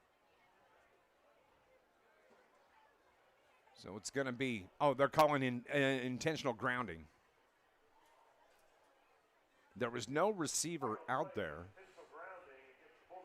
There wasn't. And I don't know what the ruling is. I don't know if it's different than the NFL. I know in the NFL, if you're out of the pocket and you throw the ball past the line of scrimmage, if you throw it out of bounds, you can do that legally. And that seemed to be what he did here, unless they were claiming that he didn't get the ball past the line of scrimmage, or maybe that's not allowable in FHS.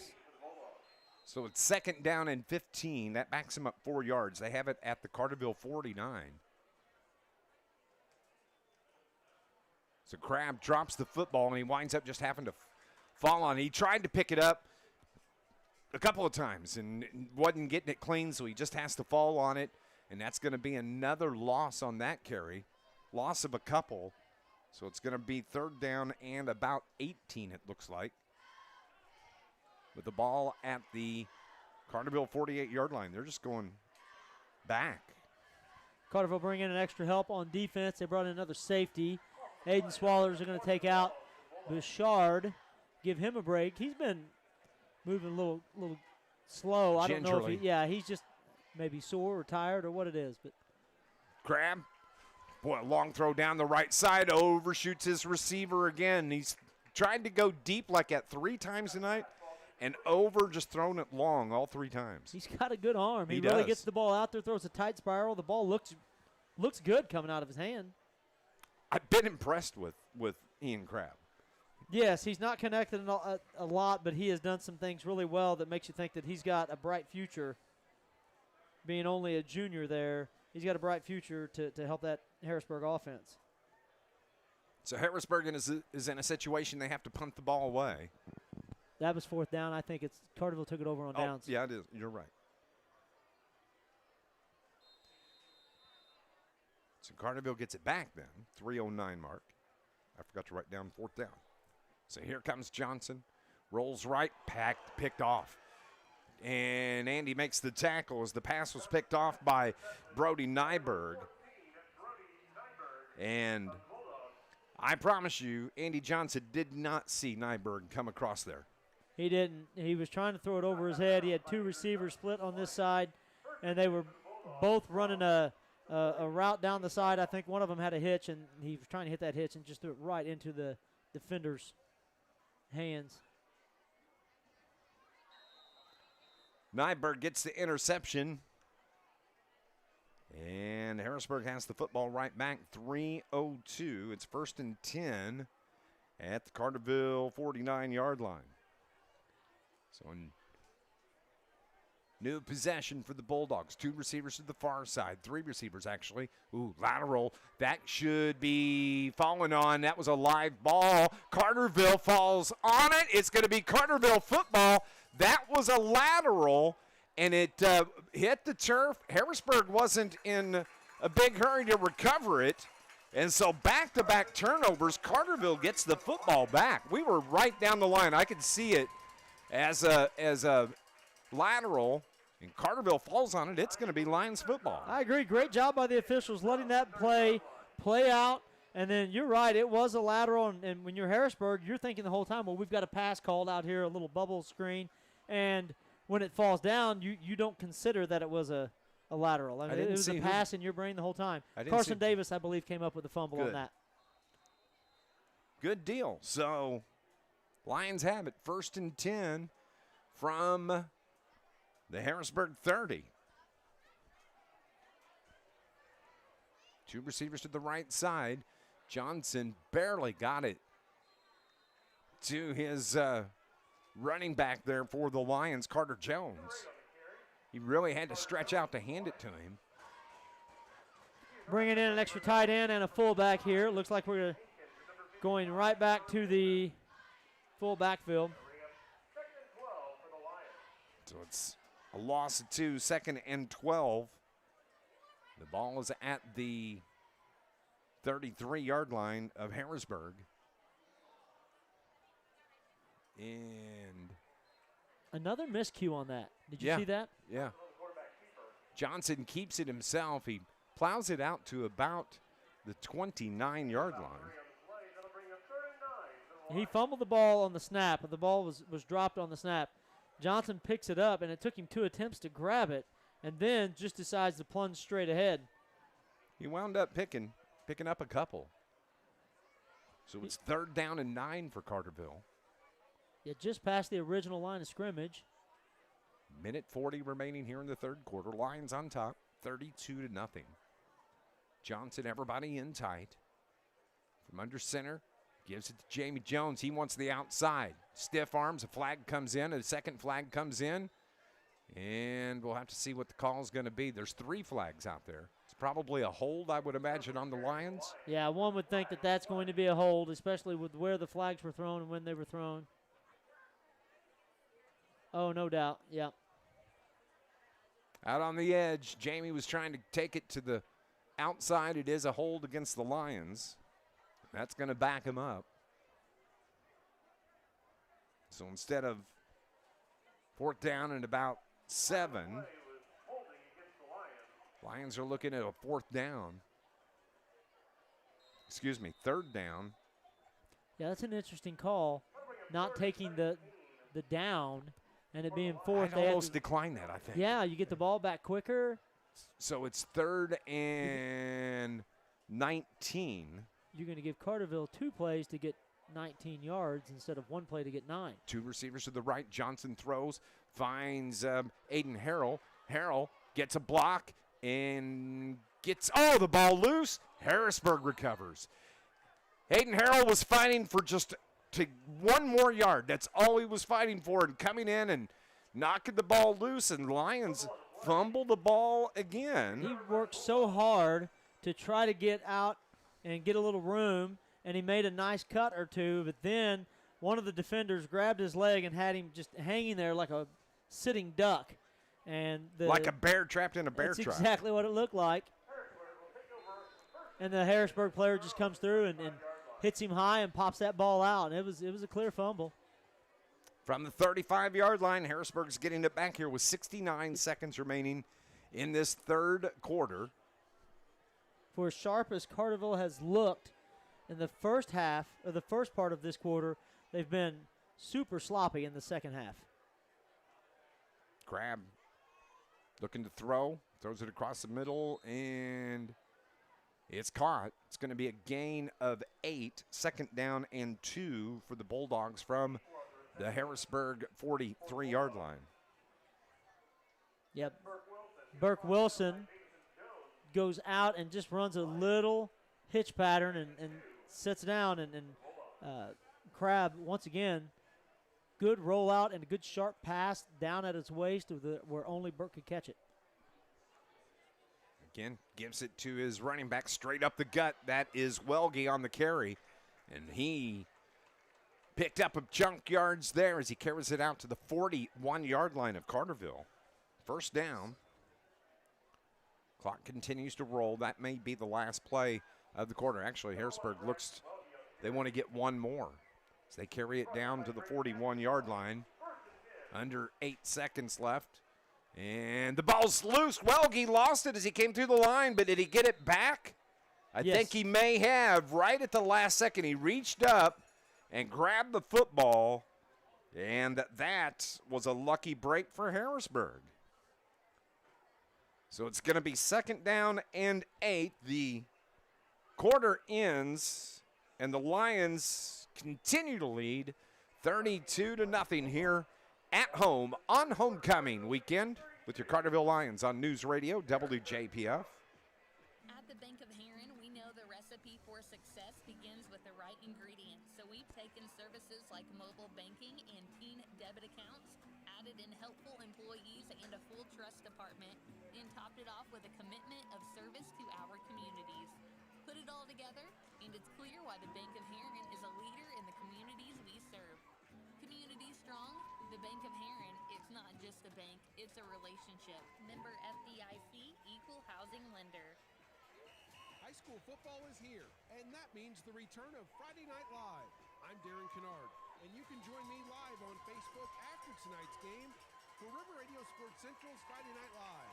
Catch all of tonight's scores and join in the discussion on the River Radio Sports Central Facebook page. River Radio Sports Central, powered by Clark Concrete, Ward Chrysler Center in Carbondale, and IBEW Local 702. I'll see you live on Facebook tonight for Friday Night Live. From the 39-yard line. Lions up 32-0 as we start play here in the 4th quarter. It's Dave McKenzie and Keenan Clark with you. And right up the middle, they're all piled up right there. He come through the line, and he hits Carter Jones, Andy Johnson, Luke Barnhart, and he was just absolutely, he got deflated as soon as he hit that line of scrimmage. Had to hurt just a little bit. Those 3 guys don't come in there to push you down. They come in there to hurt you, and they did. So it's going to be 3rd down and 3 for the Bulldogs. They're moving left to right now on your radio dial. So we start play here in the 4th quarter. Crabb takes the bad snap, and his pass was hit down at the line of scrimmage, and I think that was Bouchard maybe that got a hand on it. Yeah, he was excited after the play. I didn't see him get the hand on it, but he was acting like he had really done something he was proud of. And, yeah, I think that's what happened. He did. He got a piece of that ball just as it got to the line of scrimmage, and it took just enough off of it to where it wasn't catchable. So it's 4th down and 8.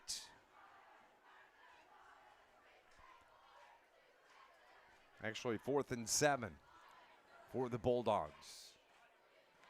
From the 38. Crabb throws, caught, 1st down, and a good catch there by Kenny Novi, I believe, for the Bulldogs. Moves the chains, 1st down and 10. Doing exactly what they have to do offensively. They're getting the ball out quick. Carterville pass rush has been fantastic all year, and it continues to be good tonight, but he's getting rid of the ball, and he's getting himself out of the pocket to find a little bit of time. His receivers have done a very nice job of handling the ball when it gets to him. Lions have had opportunities. They've got some pressure on him. Crabb's done a good job, though, staying out of trouble. Clock continues to roll. About 10:40 remaining here in the game. Crabb from the shotgun. Not exactly sure who has it. At first, I thought it was Aiden Hankins that had it, but it must have been Welge that took the ball. It was. They sent him in motion. They faked the dive play up the middle, and they handed it to him in the motion behind the behind all the chaos in the backfield. But he really didn't have much to show for it once he got out there. Gain it 2, 2nd of 8. Go ahead. Oh, I'm sorry. My bad. Carson Davis and company were not fooled at all on that play.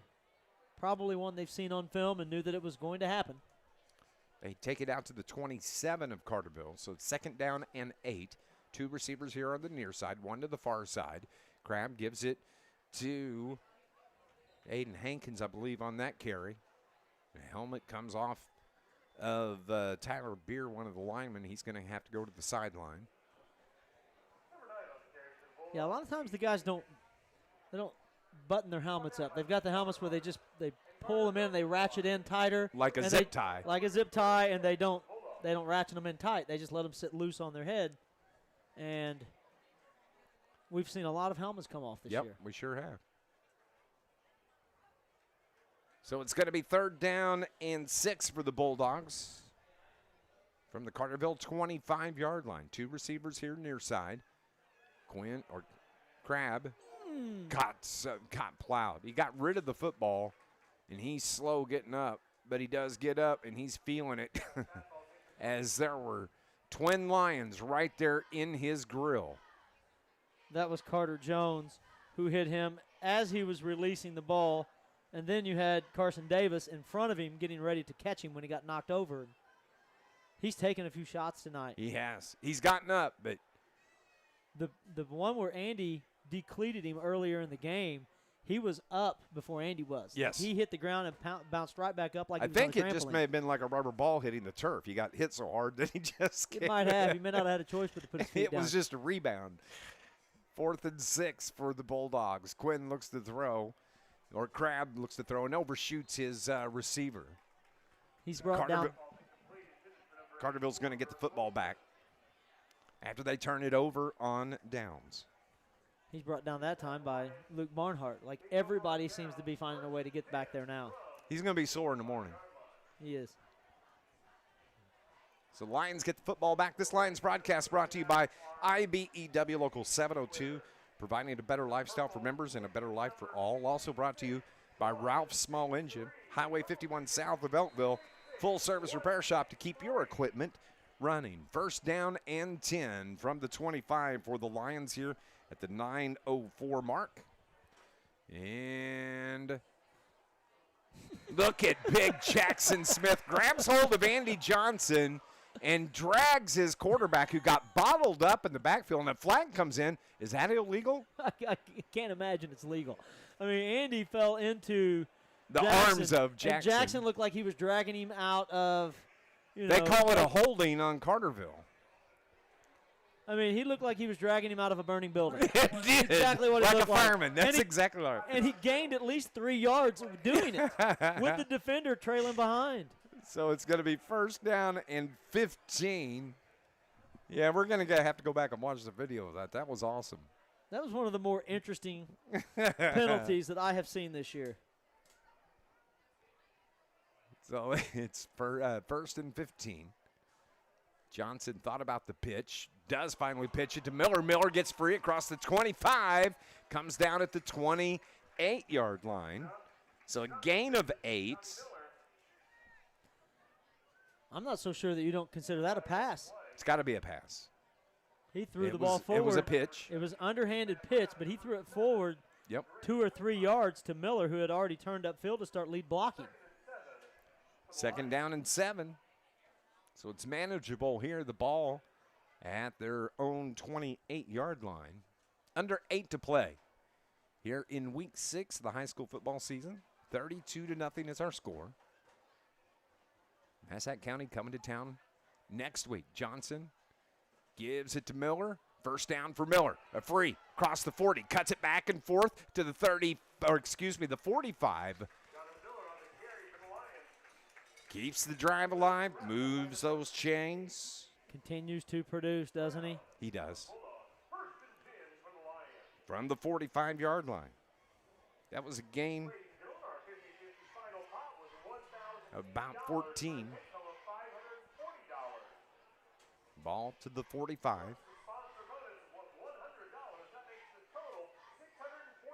Coming up post-game, we'll recap this game, get some scores from around Southern Illinois, talk to head coach Brett Dial.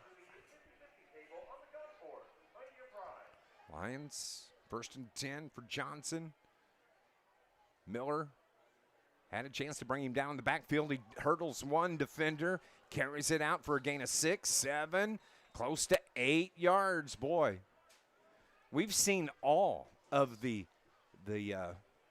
PlayStation moves from Johnny Miller tonight. A, B, X. I don't know. I don't play video games. I don't know what all the buttons are. It's got to be humiliating just from the Harrisburg side. Like you get everybody in the right spot. They meet him in the backfield. There's 3 Harrisburg defenders there who have beat their block and gotten to that spot, and Miller still turns it into an 8-yard gain. Like, that's frustrating from a coaching perspective that guy is beating you that bad by himself.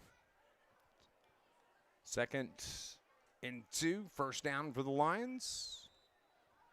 Quick pitch. Carter Jones picks up the first down. I love that play call. Miller has done his work tonight. Give him a rest. Let Carter Jones get some reps. Carter, the more he runs it, the better he looks, and every time we see him out there, he's done something a little bit better, a little bit faster each game, so let him finish this series out. I love that idea. Looks like some of the subs are starting to stretch out a little bit for the Lions here. Maybe we'll see Brett Dial go to his bench. They're up 32-0. Screen pass here to the near side. Harrell didn't have a blocker in front of him. What he's picking up is on his own, and he picks up about 3, maybe 4 yards. Well, Coach Dial does, and he does this a lot, and you'll notice this if you're a player. Harrell fumbles the last time after giving max effort, loses the ball, and then instead of letting that be his last touch of the night, we find a way to get the ball back in his hand, let him kind of redeem himself, get his confidence back up, and say, hey, we haven't lost faith in you, bud. We know what you can do. Here's the ball again. Try to make something happen again. Yep. Ball is right at the 40-yard line. Clock ticks. Actually, it's stopped right now at the 5:34 mark. Johnson from under center.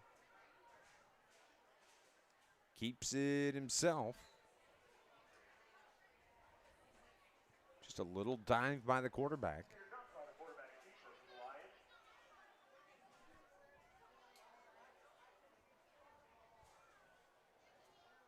Slow getting up. The pile was kind of a tangled mess in there.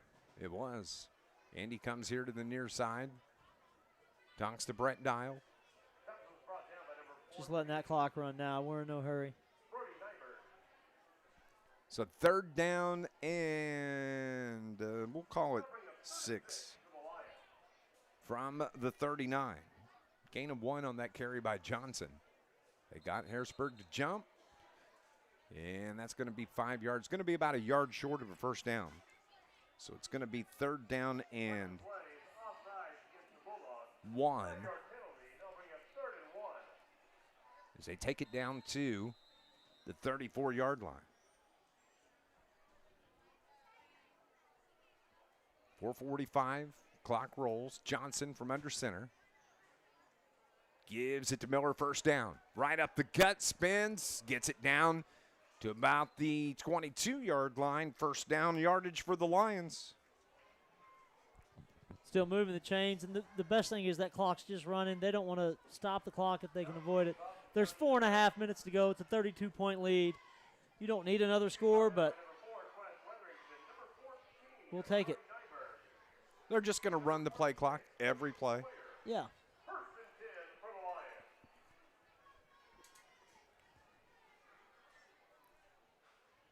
Johnson settles in under center. Takes his time, steps off. 5 on the play clock. Turns around, gives the football to Miller. He picks up a few yards, trying to get to the outside.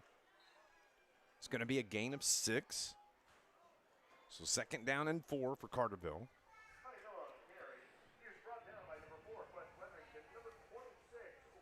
Personnel change. One of the things that's kind of hard to hide is when we go into the wishbone, we do have a different personnel set. Like we bring in the extra tight end. We bring in the fullback and take out our 2 receivers. The defenses see that. They can adjust accordingly if that's the case. Not much we can do about it. Benton Rangers lead the Nashville Hornets 27-24 in the 3rd. That's the other game we're watching this evening. It's the give to Miller. He wants the corner, stiffs arms a man, and brought down. There's a couple of flags that come in. I think when Miller turned the corner, he put his hand right on the defender's helmet. Now, I don't know that was the penalty, but that's when the flags came in as soon as he put his hand on maybe an illegal use of the hands. Hands to the face. Looks like they're bringing it back anyway. Holding on the Lions. Could have been a holding out on the perimeter. I didn't see it. That might have been what the call was. Massac County beating Heron tonight, 35-14. Murphy getting beat 32-27 in, that's a halftime report score there. So it's second down and 15 for Carterville. And a low throw. Was it caught? Nope, incomplete. The intended receiver there. That would have been our tight end. Carson Davis gets drug across. Andy's rolling out, and he's rolling to his right. And as a quarterback, rolling to your right and then throwing it back to the right is a hard throw to make. The ball got down a little bit. It was just short. Davis tried to play it as if he caught the ball in the air, but the ref was right there on that, said the ball hit the turf. 3rd and 15 from the 28 of Harrisburg. 2:50 on the clock. And a whistle stops the play. Brett Dial wants to talk to his Lions. He calls the timeout. We'll take a break as well. We'll be back in 60 seconds here on News Radio WJPF. Back with people you know, who know and love Southern Illinois. First Southern Bank is a community bank that cares for and gives back to the communities we serve. Locally owned, local people, local decisions, and locations throughout Southern Illinois to serve you. First Southern Bank, community banking at its best. Member FDIC, equal housing lender. Visit First Southern Bank at firstsouthernbank.net. Ralph's Small Engine is your full-service repair shop that keeps your equipment running year-round. At Ralph's, they treat each customer like family. They offer the best brands in the business, like Hustler, Skag, Echo, and DeWalt. Financing is available with interest rates as low as 0%. They don't do high-pressure sales. Just get you into the equipment you need at the best price. Family-owned since 1995. Ralph's Small Engine on Highway 51 just south of Elkville. Best of luck this season. 3rd down and 15 for the Lions. The pass to Jamie Jones comes up right. Did he get the pylon? They're going to give him the touchdown. Carterville scores on the 28-yard touchdown pass from Andy Johnson to Jamie Jones. Andy got pushed out of the pocket and looked like a fantastic athletic play. I thought he was going to tuck it and run right up the middle, almost like a draw, and he throws the ball. He throws the ball on the run. They were discussing a little bit whether he actually got in or not. There was a pause. So I think they're going to go for 2 here. Great catch and run by Jamie. Yeah, 2:40 on the clock. Lions lead at 38-0, and they're going to go for 2 to try to get the running clock. It's not really a factor at this point in time. We have 2 minutes and 40 seconds left in the 4th quarter. They're going to go for 1. Brett changes his mind. Going to go for 1, so how about that? Boy, that was a nice pass, little drag route. Oh, yeah. And Johnson finds Jamie Jones. Really a good look.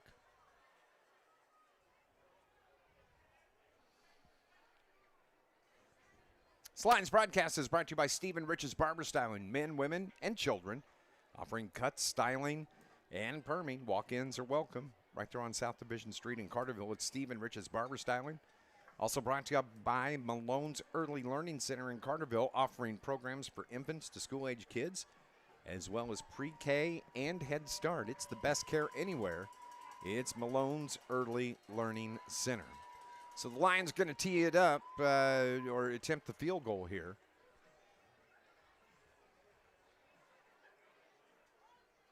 Gavin Johnson, the kick is good. Lions lead it 39-0 after the extra point from Mr. Johnson. Stay with us. Back in 30 seconds here on News Radio WJPF. As a parent, you want the best care for your family, and at Shawnee Health, we provide just that. I'm Dr. Kai Fansuri from Shawnee Health's Carterville location. Our team, including Dr. Matheen Nexed and nurse practitioners Amanda Reynolds and Teresa Johnson, offer comprehensive care for every member of your family, from newborns to grandparents. Whether it's checkups, managing conditions, or sports physicals, our Carterville team is here to keep your family healthy. Call to schedule an appointment or visit ShawneeHealth.com. Go Lions!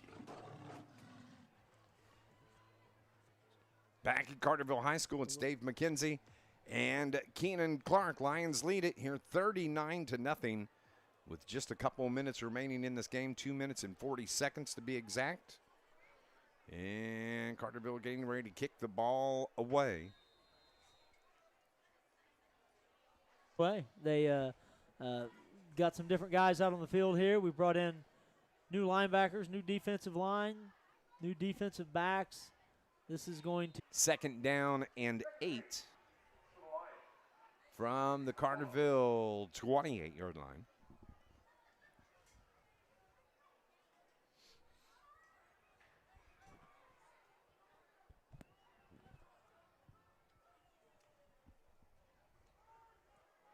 That is the give, the double handoff there, and a flag comes in to Aiden Hankins, and he was slow getting up. Little inside reverse. He handed the ball off twice. It's finally brought down by Silas Lee. Jasper Phillips in on that one. Let's see what the call's going to be. In the region where it's at, it's going to be a face mask or a hold, you would think. You would think.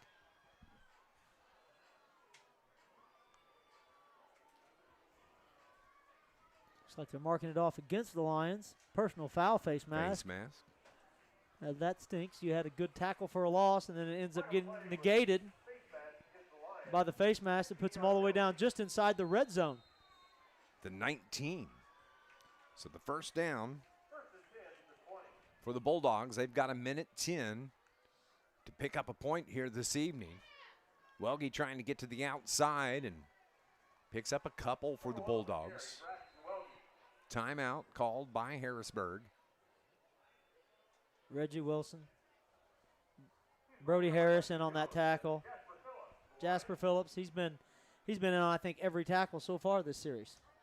They pick up 2 on that carry. Don't forget, Darren Kennard, River Radio Sports Central, Friday Night Live, coming up later tonight on Facebook.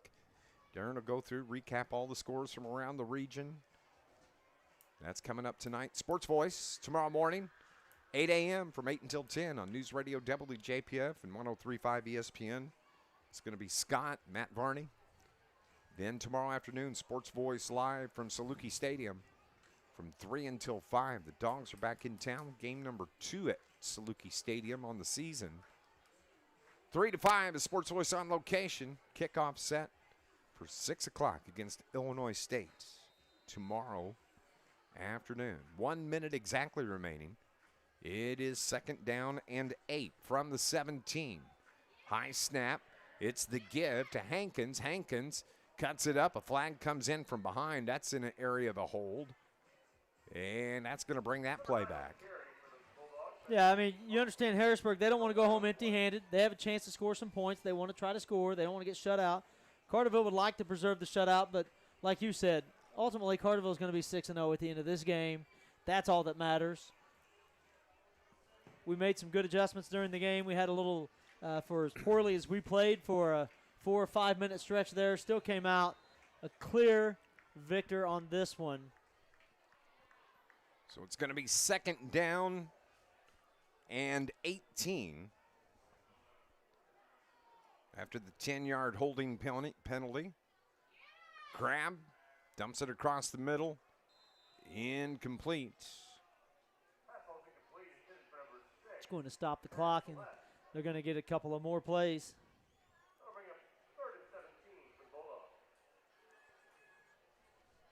Like to see this defensive unit, though, get the stop here.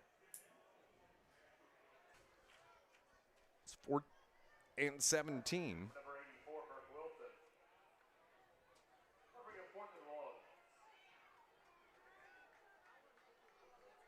Here come the Wildcats. They need a first down to keep the drive alive. Crab pumps it left. And it was intended out there for Brendan Davis. It falls incomplete. Carterville gets the ball back. They're going to get the shutout. And Carterville can go to V formation. Yeah, they took care of business tonight. Like, You don't go into a game thinking, well, we're going to need 40 or we're going to need 50. You come in there thinking we want to execute, we want to complete the game plan, get the win, move on to the next week, get yourself to 6-0. Carterville has done exactly that, and so now they can start concerning themselves with what we're going to do with the Patriots next week. And a flag, illegal substitution on the Lions. It's going to back them up 5. Yep, Carterville improving to 6-0. Massac County going to be in town next Friday night, senior night. Always an emotional night. Johnson, NV, takes the knee. That's going to be the ball game. 32-0, the Lions get the shutout win over the Harrisburg Bulldogs. They improve to 6-0. And it's going to be a happy homecoming celebration for the Carterville Lions tonight in Carterville. 32-0 is the final score. Nice. Stay tuned. Our Bank of Heron postgame show is coming up next on News Radio WJPF. Sorry about that, Dave. It's all right, Bob. It's okay.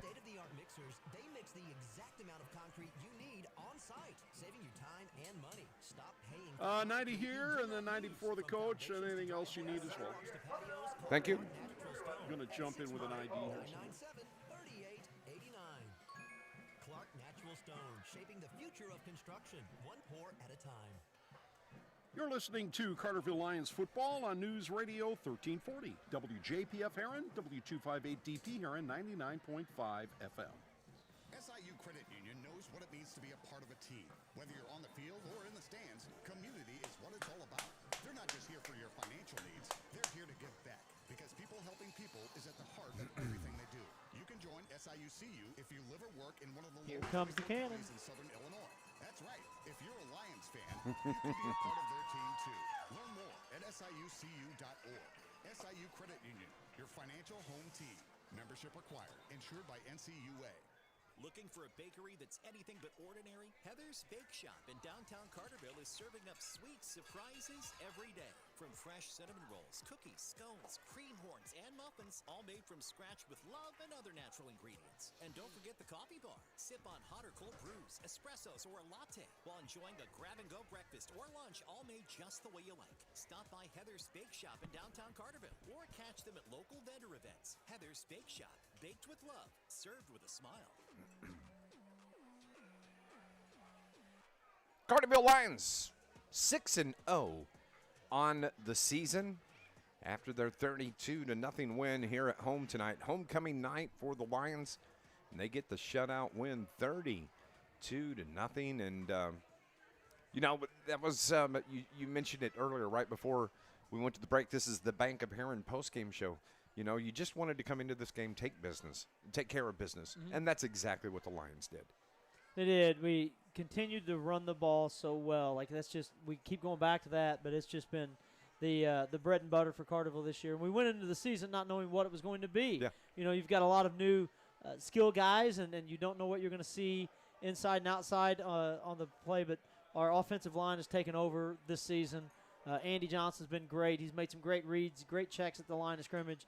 Johnny Miller, Carterville is just a very, very hard team to stop right now. Yeah, that is a great point, because I really thought we were going to be more that spread offense and let Andy get the ball out quick. We got some pretty good receivers, but this season has kind of shifted, and that's what happens. You see when you think you're strong here, but you're a little bit stronger in this area, and that's exactly how the team's kind of evolved. Well, hats off to Coach Dial, because how many coaches say, well, this is our system, this is what we run, this is what we will do. Yeah. And then whether it's working or not, they're content to go 5-4 or 7-2, but they won't change what they do.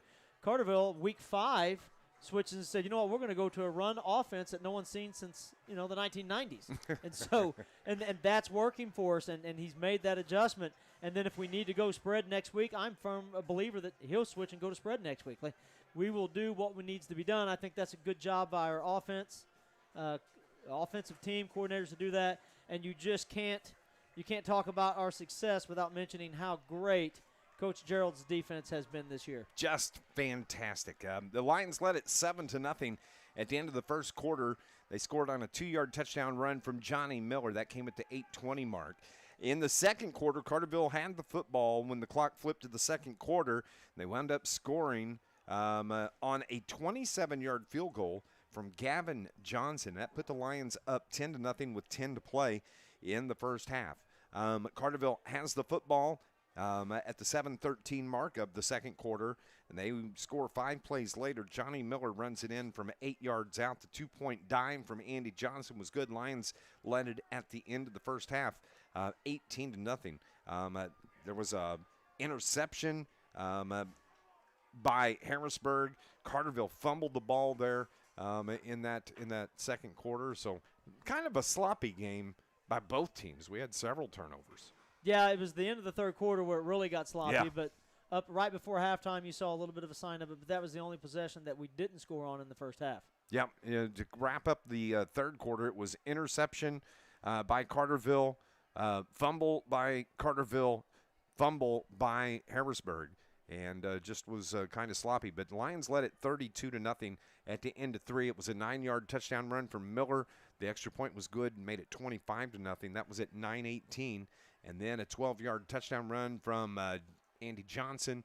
The extra point was good, 32-0, and that's where we wind up here this evening. Lions win it at 32-0 here on our Bank of Herrin post-game show, and just a good win for the Carterville Lions as we wait for head coach Brent Dial to make his way up here. We're going to go on and take another break as coaches coming up toward the press box here on News Radio WJPF. Looking for the right shoe with the right fit for Dave, are you missing something? It's 39-0, not 32. Oh, it is 39. Sorry. Your scoreboard Thank you. on the screen says so. And foot characteristics. Yep, forgot to write it down. With the right fit just for you to help reduce injuries and increase comfort. RTS Outfitters carries top brands like Hoka, Brooks, Thanks, Bob. North Face, Garmin, and more. I tried to jump in your ear, but you didn't get me. Anyway, you're good. We'll go 90 here. Okay. John A. Logan College is I'm gonna grab a water. proud to support area Yep. high schools Yep, in the yep. classroom and on the playing No, field. I'm good. John A. Logan offers high school students the opportunity to earn college credit while in high school. Students can get a jump start on their college careers while saving Yeah, it was a money. class move not going for 2, I think, as well. Transition to one of the college's career and technical education programs or a traditional baccalaureate transfer program. No matter your path, you'll know why everyone says, why would you go anywhere else? Good luck this season and visit jalc.edu. Growing up in Southern Illinois, you learn the importance of helping others. I'm Caden Hawkins, and it's one of the reasons that I'm proud to represent this region as a member of SIU's Saluki men's basketball team. It's also why I'm glad to be a Banterra customer because they support our communities. Plus, I can open my account online, and with their Saluki Visa debit card, I know my purchases contribute to SIU scholarships and athletics. That was an easy win for me. Banterra Bank, official partner of Saluki Athletics, member FDIC. 39-0, the final score here. Homecoming night for the Carterville Lions. They get the win over the Harrisburg Bulldogs.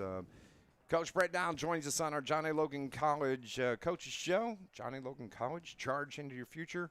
Did exactly what you wanted to do, take care of business here on homecoming night. Yeah, we had a lot of positives there. I mean, we were a little sloppy at times, but for the most part, we had a really good game. And anytime you have a shutout in this league, you've done a really good job. And the shutout on top of a couple turnovers from the offense. So we gave them a couple extra possessions, and the defense held, and the defense played very well. They really never threatened. I don't believe they ever got in the red zone, but I could be wrong on that. Great playing again from our defense. They played very well. And offensively, I thought we did just enough to get a pretty good win here on homecoming. This actually gave you an opportunity to kind of strengthen that running game that you found last week against Hopkinsville. Right, and they had a week to prepare for that, so they gave us a little bit of a different look than what maybe we were ready for, and what we had to do is make it a little bit of an adjustment at halftime. And I thought our first 2 possessions of the third quarter were very good, and that's encouraging. You're looking for some things. What can we do better? I thought tonight one of the things we did really well, we had a good halftime. It's probably the best halftime offensively we've had. Made a couple small adjustments, scored pretty quick, 2 possessions, and kind of put it out of reach at that point. one thing that we haven't talked about a lot this year, but was really noticeable tonight, was our special teams was good. We had the onside kick recovery. Reggie had a nice run. The kick coverage was really good tonight. We had the field goal. Absolutely, yeah, and we're getting ready. If we have an incomplete passer at the end, we're getting ready to stretch Gavin out a little bit to see how far he can make it, because we're going to try I don't know where we were at. It was going to be almost a 40-yarder, I think. We were on the 28-yard line when the ball was snapped from 28. It would have been. I've seen him hit it. So it's within his range, and we were going to give it a shot, but then we get the pass completion, a nice run after the catch by Jamie, and kind of put it out of reach. Defensively, your Lions were just outstanding. Yeah, I mean, I thought defensively we were very, very good. We had a couple big hits on the quarterback. Oh, I mean, he took a couple shots tonight. So hats off to him. Tough kid. He just kept playing hard. But like I said, we squared him up a few times, and I think sometimes maybe we need to tighten our coverage. I think we're better than we give ourselves credit for on some of that. Make them go over the top, because the longer he hangs on to that ball, man, that D-line's going to get to him. I think that those are things we'll adjust and work on over the next 3 weeks. You alluded to it earlier, like the first couple possessions of the third quarter were fantastic, and then it just got uncharacteristically sloppy for a little bit, but you righted the ship going into the fourth quarter. Any adjustments that you made to make that happen? I thought the first two possessions, if I remember correctly, were pretty good, and then I think on the third possession, I know what happened. We said we were going to throw on that third possession. We had one play, and he threw an interception. Yep. So that just kind of threw us off balance. So the next series, we kind of messed around a little bit again, and then we said enough, and just kind of got back in what we're doing and got after it. So, I don't know. I think we're just trying to continue to work some of the things that we're going to need to have down the road. We got to work on those. We have to continue to throw once in a while. You just answered my question as we look at Week 7 coming up next week. We're 2/3 of the way done with the season. You're 6-0. Where do you want to see more improvement? Other no, than I know what you mean. That's always makes a coach smile. Right. I mean, yeah, we're 6-0, and we have to continue to make sure we don't get too one-dimensional. I mean, we've kind of caught a little bit of fire here the last couple of weeks with our strong run game, but we've got to make sure we continue to have the ability to spread people out and throw it when we need to. That's just it's a fine line. It's something tough to balance. On one end, I think I can just get in double tight bone and go right at you. On the other end, I know that one day I'm not going to be able to do that. And what's our plan B? So we just have to continue to do some good stuff. One of the encouraging things, one of our big scores was something we were really good at this summer and haven't done about the last 3 weeks. Johnny's touchdown going in here, he had kind of a nice handoff and he cut it back. Yes. That was something that was the Barry Sanders run. That was our bread about. And butter this summer. Yeah. He was really good at that. We hit it pretty good early in the season, and then we kind of got away from it just because of some of the defensive looks that we've been getting. But we got that look again tonight, and he had a great run, and that was kind of cool to see. Like, okay, that was July that just hit right here in October. So that was something good. We just have to continue to fine-tune those things. Congratulations, Coach. Thanks, guys. Coach Brett Dial joining us here on our post-game show. The Lions are 6-0 on the year after winning tonight 39-0 over the Harrisburg Bulldogs. Final word? Hey, like Coach said, there's not much to improve upon. You want to stay in with what's going well and what you're doing well, but let's not get too picky and overthink this one tonight. It was a good, hard-fought win, beat a good ball club, and let's move on to Week 7. 39-0, the final score. Massac County comes to town next Friday night, senior night, for the Carterville Lions here in this 2025 season. 39-0, the final score. Thank you to Brian R. Powell back at the studio for all his help tonight. Thank you for listening to us here on News Radio WJPF, or if you were watching on our YouTube channel. For Brian R. Powell, for Keenan Clark, I'm Dave McKenzie. Lions win it 39-0, a perfect 6-0 on the season here on News Radio WJPF. God bless everybody. This has been a broadcast. Good job, gentlemen. Thanks, bud. Thank you. Broadcast has been brought to you in